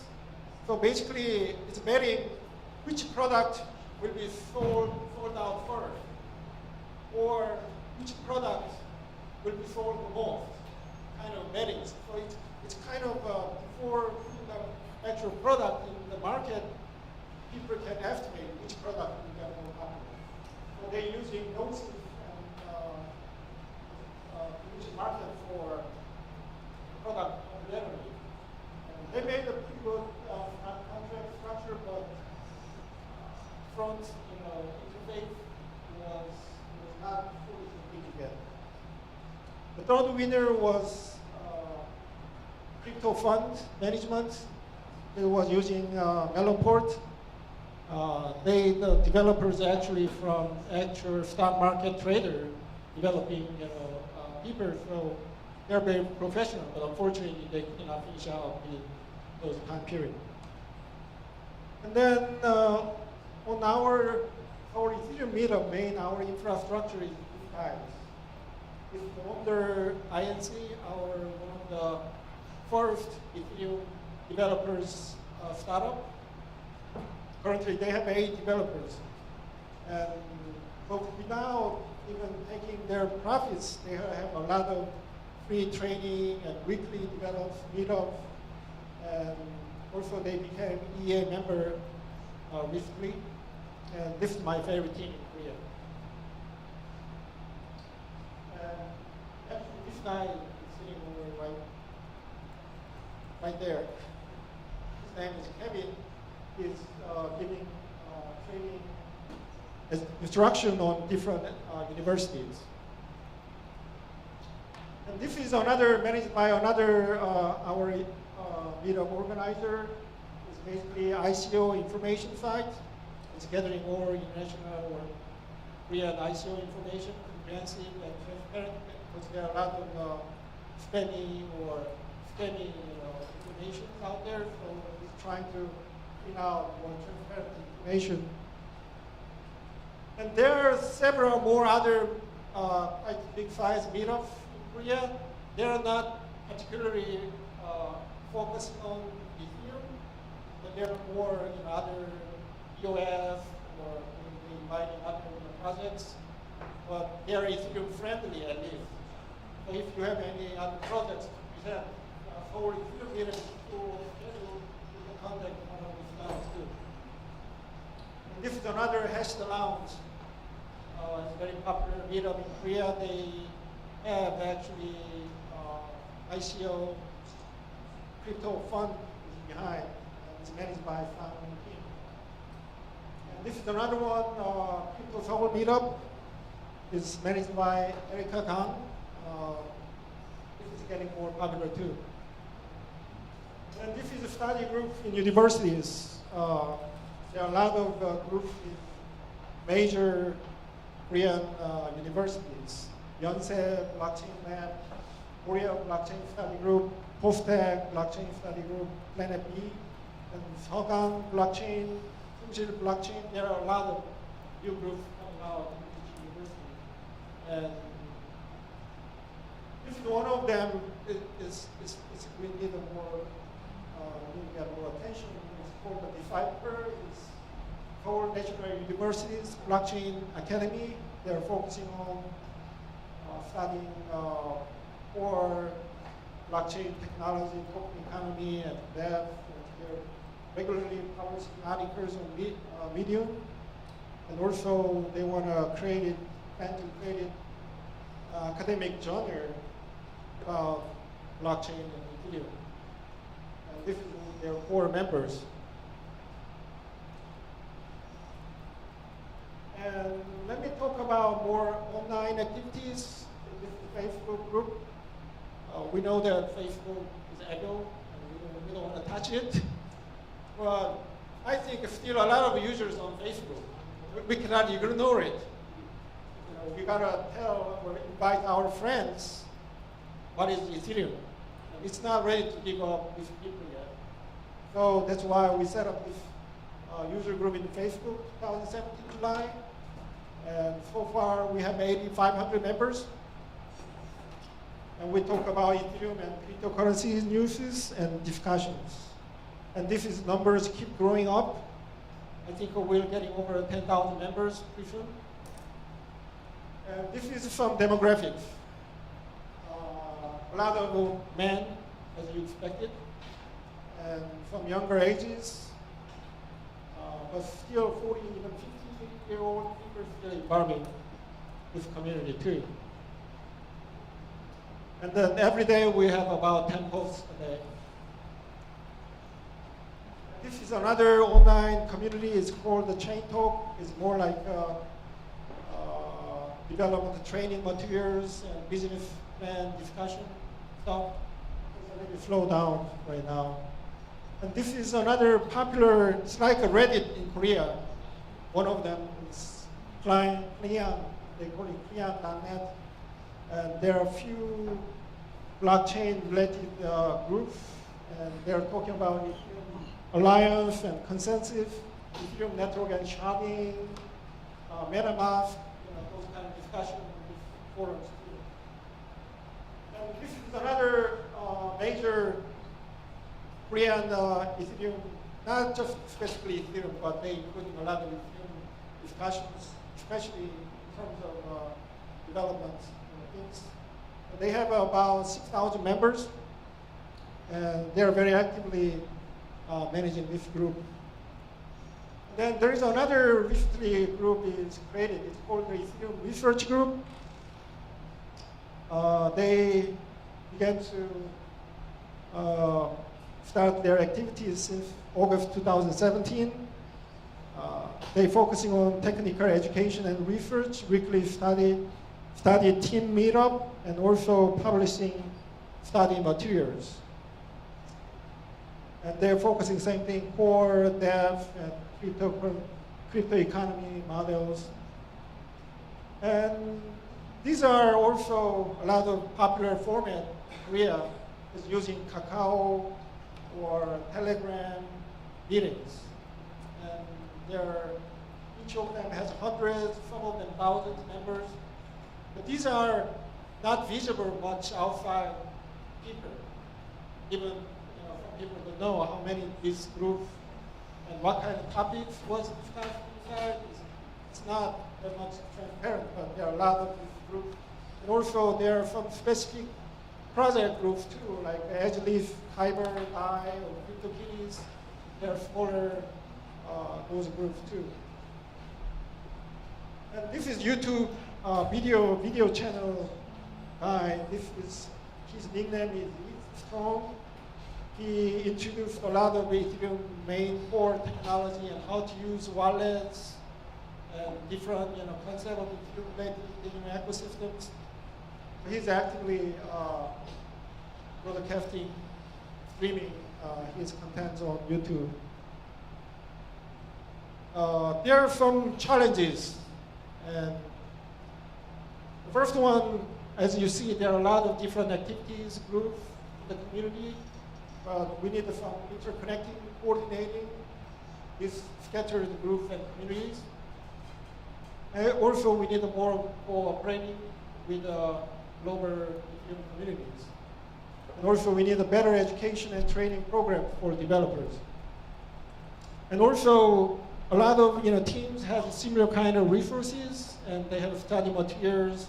They have some development, API guide, but we need to share those resources more effectively, more efficiently. And another big issue is funding issue actually in Korea.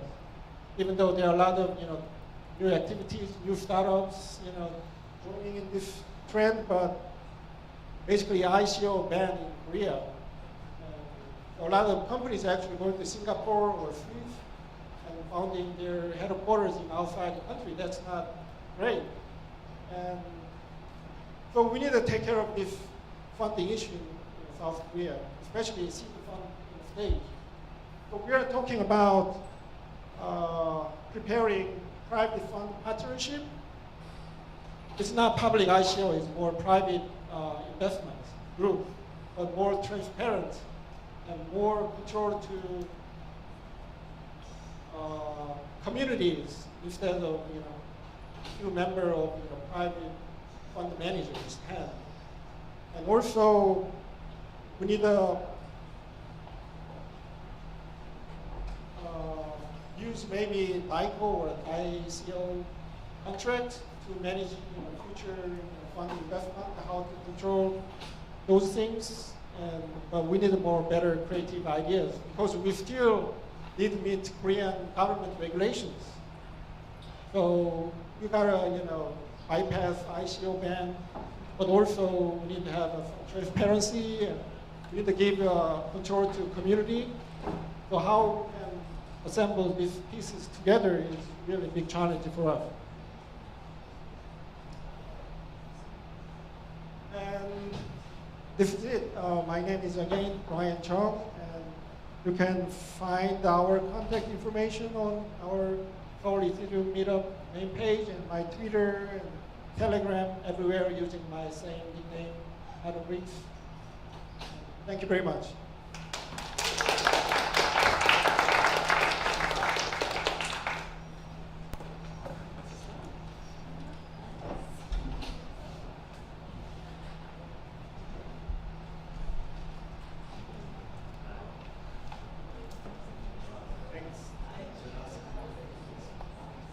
Interesting introduction into the Korean community. We're so glad to visit us today. Seoul community. Do you hear me? Okay. So I'm talking about my experience of building a blockchain online community in the consulting space in the last 2 years.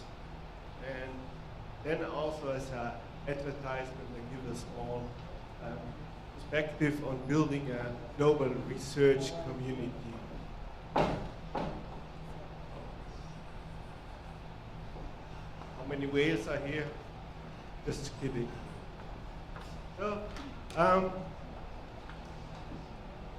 2 years ago there was EDCON-2 in Shanghai, and when I talked to the people there, it became for us pretty clear that there will be a skills squeeze in the next year in the blockchain space, and especially in Ethereum. So the idea was born that we address this, that we create a network of blockchain consultants to help each other and somehow maybe to steer this problem of supply squeeze and make it more efficient to come to the human resources, the brains, knowledge. And so what happened basically was that we addressed this on WeChat in Shanghai, and Alex Kampa back then organized this at WeChat, and we agreed to meet in the lobby of the conference hotel. And then I was saying to Alex, let's move away from these people in front of us, because people who want to attend our meetup will not see us. And in fact, these were all the people, so it was a pretty large group already. And so we moved to the lobby, and we talked about different visions that people had about this group. And so me, Alex, and back then Bernhard Lapp from what now became Swarm City, we had somehow the idea to make a decentralized, autonomous organization and to coordinate this with a DAO. But it was also the aftermath of the DAO, so it was, we got money rejection for that idea. People didn't want to associate themselves with a DAO at this moment. And also, of course, they had their own plans and wanted to create their own brand. And there was also another group, mainly Thai MakerDAO, who, of course, already had a DAO in place. And their vision was more to create tools, open source tools for Ethereum, because the situation of tools then was really dire. So it was not, even now we don't have perfect tools, but back then it didn't work, and there was no remix, and can imagine. So they eventually had their own success with that initiative, but didn't further partake in our endeavor. So it was pretty clear that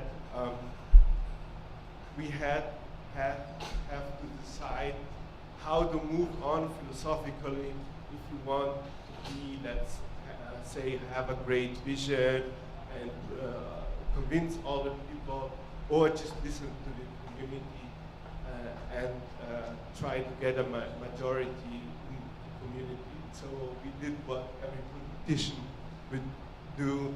We opted for this, how we can get a majority.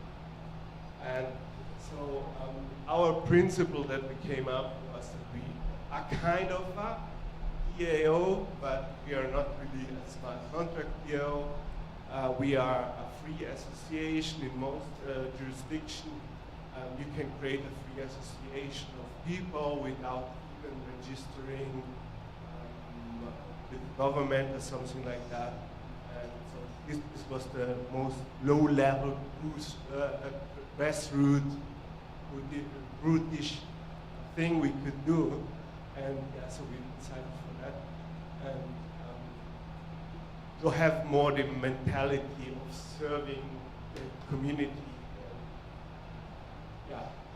fostering our vision of what we should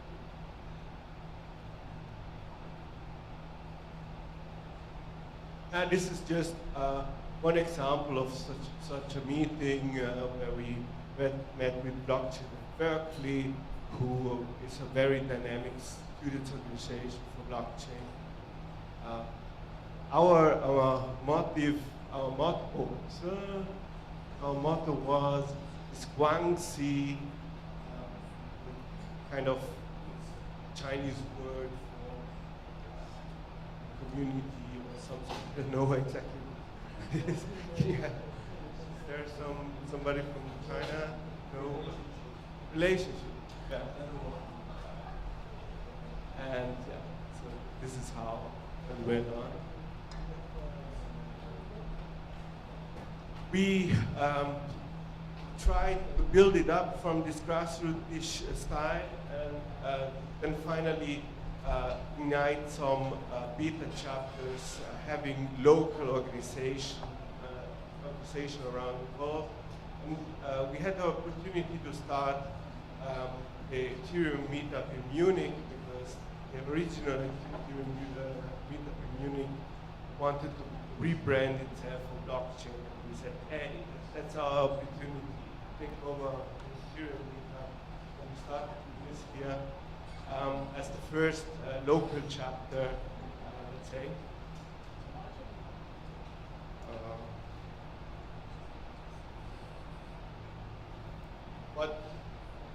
What then came was kind of that success.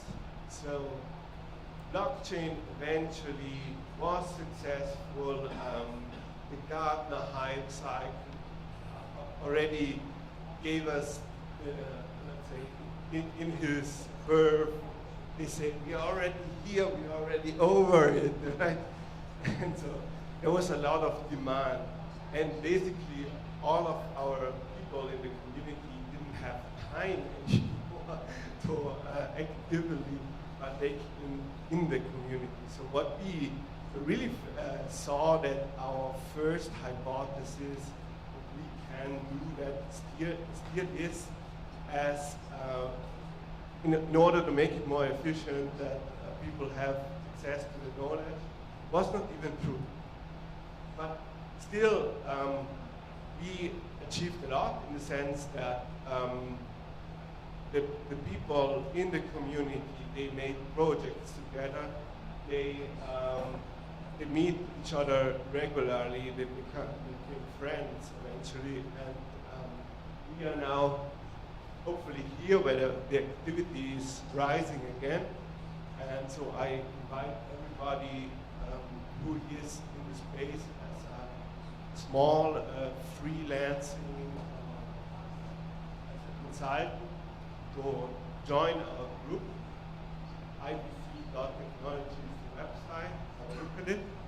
There you can also register your email address and we come back to you. And now,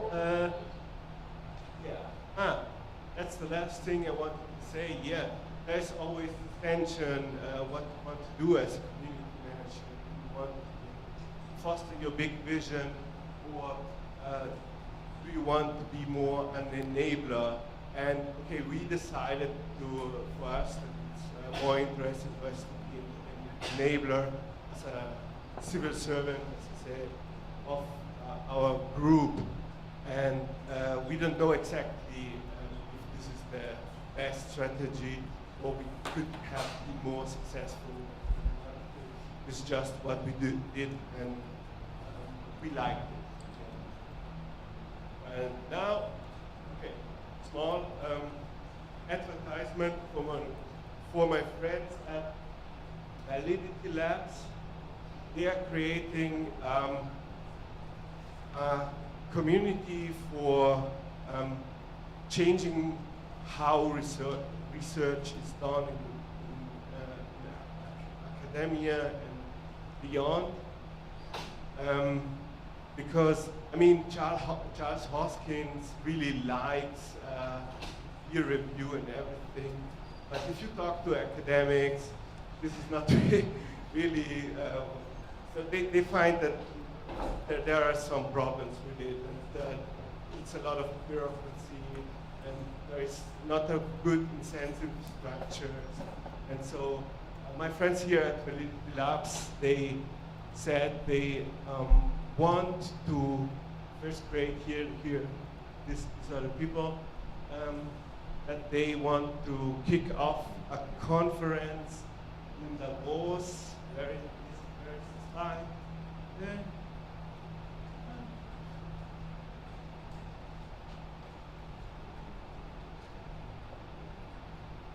Okay. There is no date. It's in September in Davos.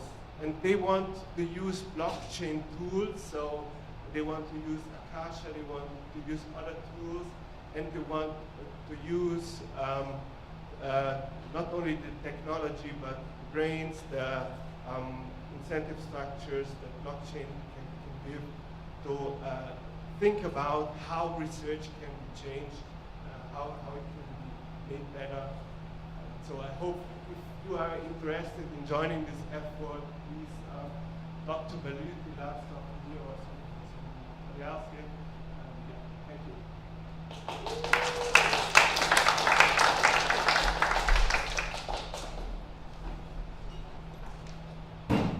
Buddy. So this is a slightly different presentation, and it's called Ethereum Classic, Where Are We Now? So what I'm going to be talking about is essentially two things. One, where is ETC now? And two, how can ETC and ETH work better together going forward? First, can everybody hear me all right? Okay, great. Especially in the back there. Hey guys. Hey. And also a round of applause for everybody here for actually inviting ETC people to your conference. I think that's great. So where are we now? We're actually at an Ethereum conference. So if you know our history at all, you might be asking yourself, how did this happen? And you might expect my response to be something along the lines of this. And that's slightly messed up. Thank you, PowerPoint. But what actually happened is Virgil invited me and asked me to attend. And I can't speak to Virgil's specific motives, but my belief is that there's essentially a disagreement on whether we're more similar or more different. And I'm going to argue that we're actually far more similar than we are different. I don't know what PowerPoint is doing to me right now, but we're just going to go with it. And the basic thing right here is that when you look at the tech as it exists today right now, the networks are actually very similar in that they all talk roughly the same language. The protocol's fairly similar. There's some opcode differences and that type of thing. The JSON RPC API, which most programmers are going to experience, is all very similar. But then there are little differences that come up, and they come up not because we're completely different projects, but because we split on this ideology a long time ago. We stuck with it very stubbornly, and then we went and just said, that's it. Meanwhile, these are open source projects. We should be able to submit some pull requests to each other on GitHub. So why are we separate? I want to go over this just in case anybody's new and doesn't know of the history. Originally, there was one single glorious Ethereum, and it was beautiful, and it still is. And then the DAO attack happened, and roughly like 3.6 million or so Ethereum at the time got taken by an attacker. It was worth about $50 million. And the question became, should we undo this? And there were two obvious answers, yes or no. I think Vlad went over this earlier when he was talking about states. And so on the yes side, we had ETH, and on the no side, we had ETC. And Ethereum was about a year old when the DAO attack happened, and now Ethereum is about 3 years old on ETC. We've been successfully operating from the fork point for another 2 years. So we've both been around. And first, before I go into whether or not ETC and ETH should work together, I feel like I should justify why. Why should a smaller blockchain work with a larger blockchain and vice versa? First and foremost, there's some misconceptions on the state of ETC. We actually have all the basics. We're on all the major exchanges. We have tons of wallets. We've got block explorers. We have a test net and all that fun stuff. And we have a very active community that's structured just slightly differently. So the way we do our community in ETC is, our belief is that our blockchain should be as decentralized as possible. And I think that's what everybody wants to work towards. And so what we've done with our community is we've made sure that even though we have all these centralized components around our decentralized blockchain, we have different owners of each. And so this way, if we want to do something, we have to make sure we get a lot of our people involved to agree. And we're also developer focused. So we have a couple different dev teams, ETC Dev and IOHK and Ethereum Commonwealth. I'm going to be speaking to ETC Dev mostly because that's where a lot of the innovation is happening. So right now, ETC Dev is working on Emerald SDK and Sputnik VM / sidechains. What Emerald SDK is, it's essentially an SDK that wraps all the common things you'd want to do on an Ethereum-based blockchain for you. So if you want to manage hardware wallets or check out contracts or deploy things, you can do that through the SDK rather than having to roll your own. I'm sure there's other people coming up with similar things, but ours we're hoping is going to be top-notch. If you look at Emerald Wallet, it actually runs really great and it's a beautiful little wallet. And it's the first example of this SDK. And then we have Sputnik VM, which is essentially the EVM, but it's taken out of the blockchain and able to run on other devices agnostic to the blockchain. So you don't need to start up your own testnet and deploy it. You can just run your code wherever you want. I've seen Sputnik VM running on, I should say Sputnik VM, running on even a Raspberry Pi. And lastly, we have a good deal of institutional interest, so Circle, Abra, London Block Exchange, public listing on OTCQX later this year. That's not to say anything so much about price or whatever. I mean, this is a developer conference, who cares? I just want to add one more point to the fact that there are a lot of people who want to see ETC succeed, and I hope more people do too. And so how can we work together? Like I said earlier, we could probably align our APIs. And what I mean by that is there's very small things right now that just became these little pain points only because our different groups weren't communicating. And essentially, one example of that is for transactions. Right now, if you get an Ethereum transaction off of your node, and you look at the status property, if you're on ETC, you expect it to be empty. But now on ETH, it actually returns a success or fail. And that's related to something else Ethereum did. But that's one little thing where these APIs just have slightly different and they cause pain points for programmers. And another one might be where on the ETC side recently, our implementation of Go Ethereum ended up creating a new namespace and doing some, essentially making it so if you want all the transactions at an address, you can just send an RPC query and get it back. Real simple, because previously that was a little hard to do. So there's little things like that where I think we both could collectively benefit. And I think we should also be, and kind of related to that, we should be sharing our software more. So like I said, Go Ethereum, we have our own. Ella has their own. UB probably has their own. MusicCoin has their own. All these different little Ethereum-based forks have their own. And this wasn't an ETC developer, but an Ella developer who goes by Ellaism. He actually took the current mainline Go Ethereum and he converted it to run on ETH and Ella and ETC, all inside of a month, one developer, probably working part-time. I don't know exactly. And both of these things come down to the fact that we should just communicate more. And working together tomorrow, these might be things where we could work together more long-term. One, I would love to see cross-chain transactions. I think that is a great way to allow for people to make better decisions on where they move stuff around, or maybe you want to move stuff from ETC onto ETH or vice versa. Maybe you want data from another chain. It would be great if you could just pull it and expand that realm of that one central source of trust, essentially.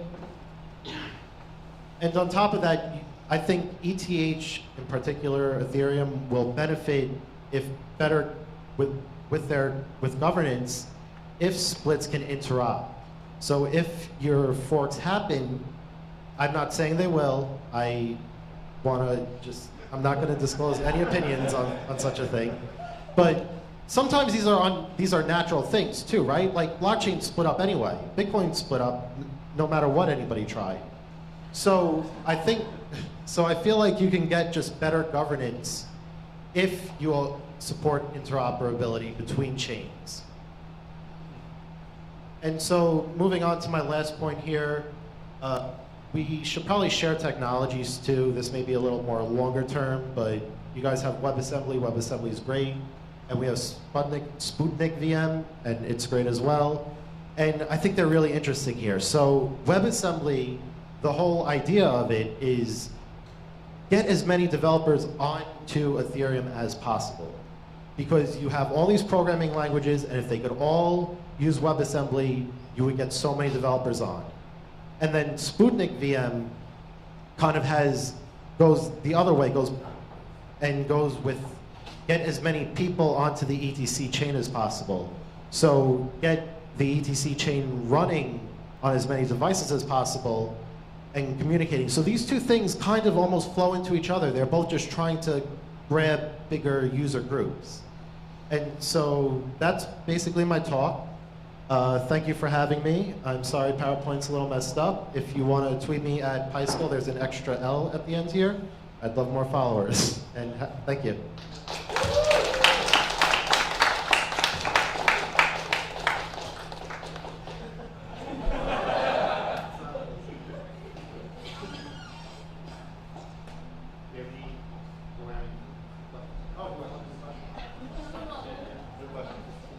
No, do we want to do questions? If anybody has a question, I'm more than happy to. Okay, yeah, I have anything. Oh, okay, never mind.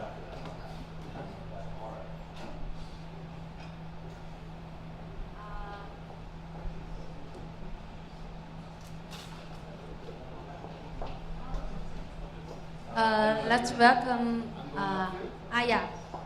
She wants to say hi to community. Hello, everyone. My name is Aya from Foundation, Ethereum Foundation. Virgil, hi. I just wanted to say thank you for community in each region, and then if there is anything we can help, let us know. And also, we'd love to hear from everyone how things are happening in each area, in different countries, and want to communicate more in the future. So let me know if anything we can help. Thank you.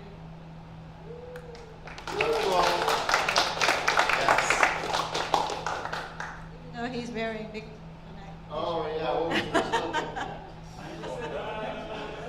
I hear your chair has a guaranteed 8%. Yeah. Okay. You did not hear that. Thank you. Thank you.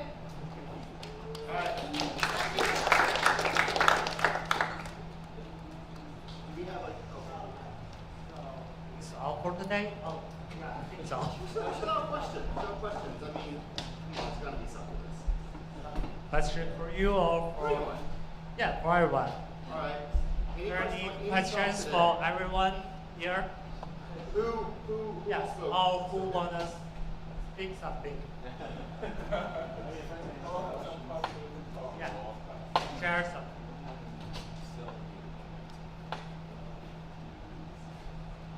Well, I mean, I'll ask you about Sputnik. Oh, sure. All right. So, like, why?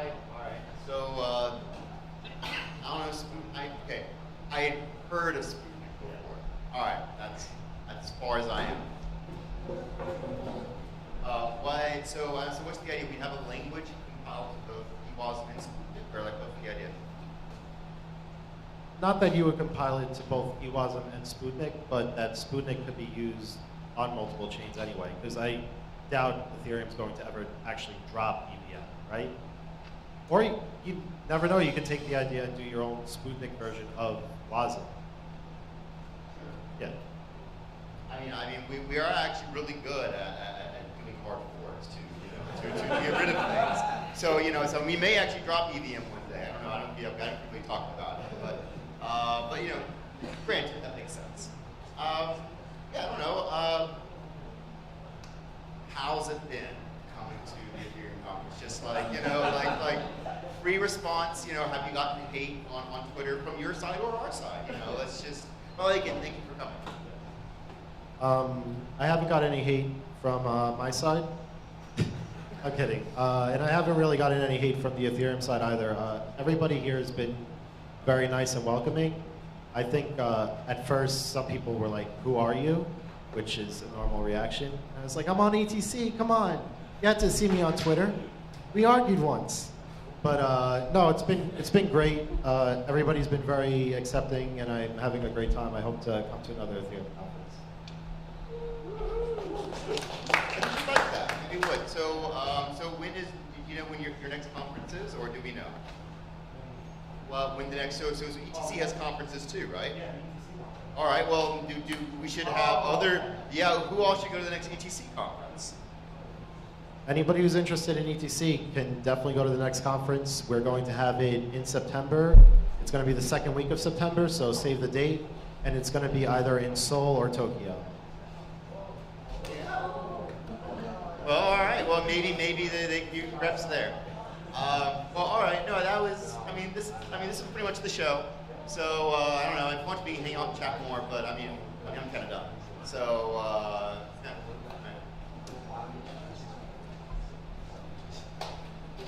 All right. So anybody else want to share something? Because I'm not the MC today. I'm just a tech support. But anyway. Thank you all for your participation today, and hope I will see you tomorrow. Not here, at the main conference. Sorry? May the force be with you guys. Oh yeah. All right. So, thank you very much.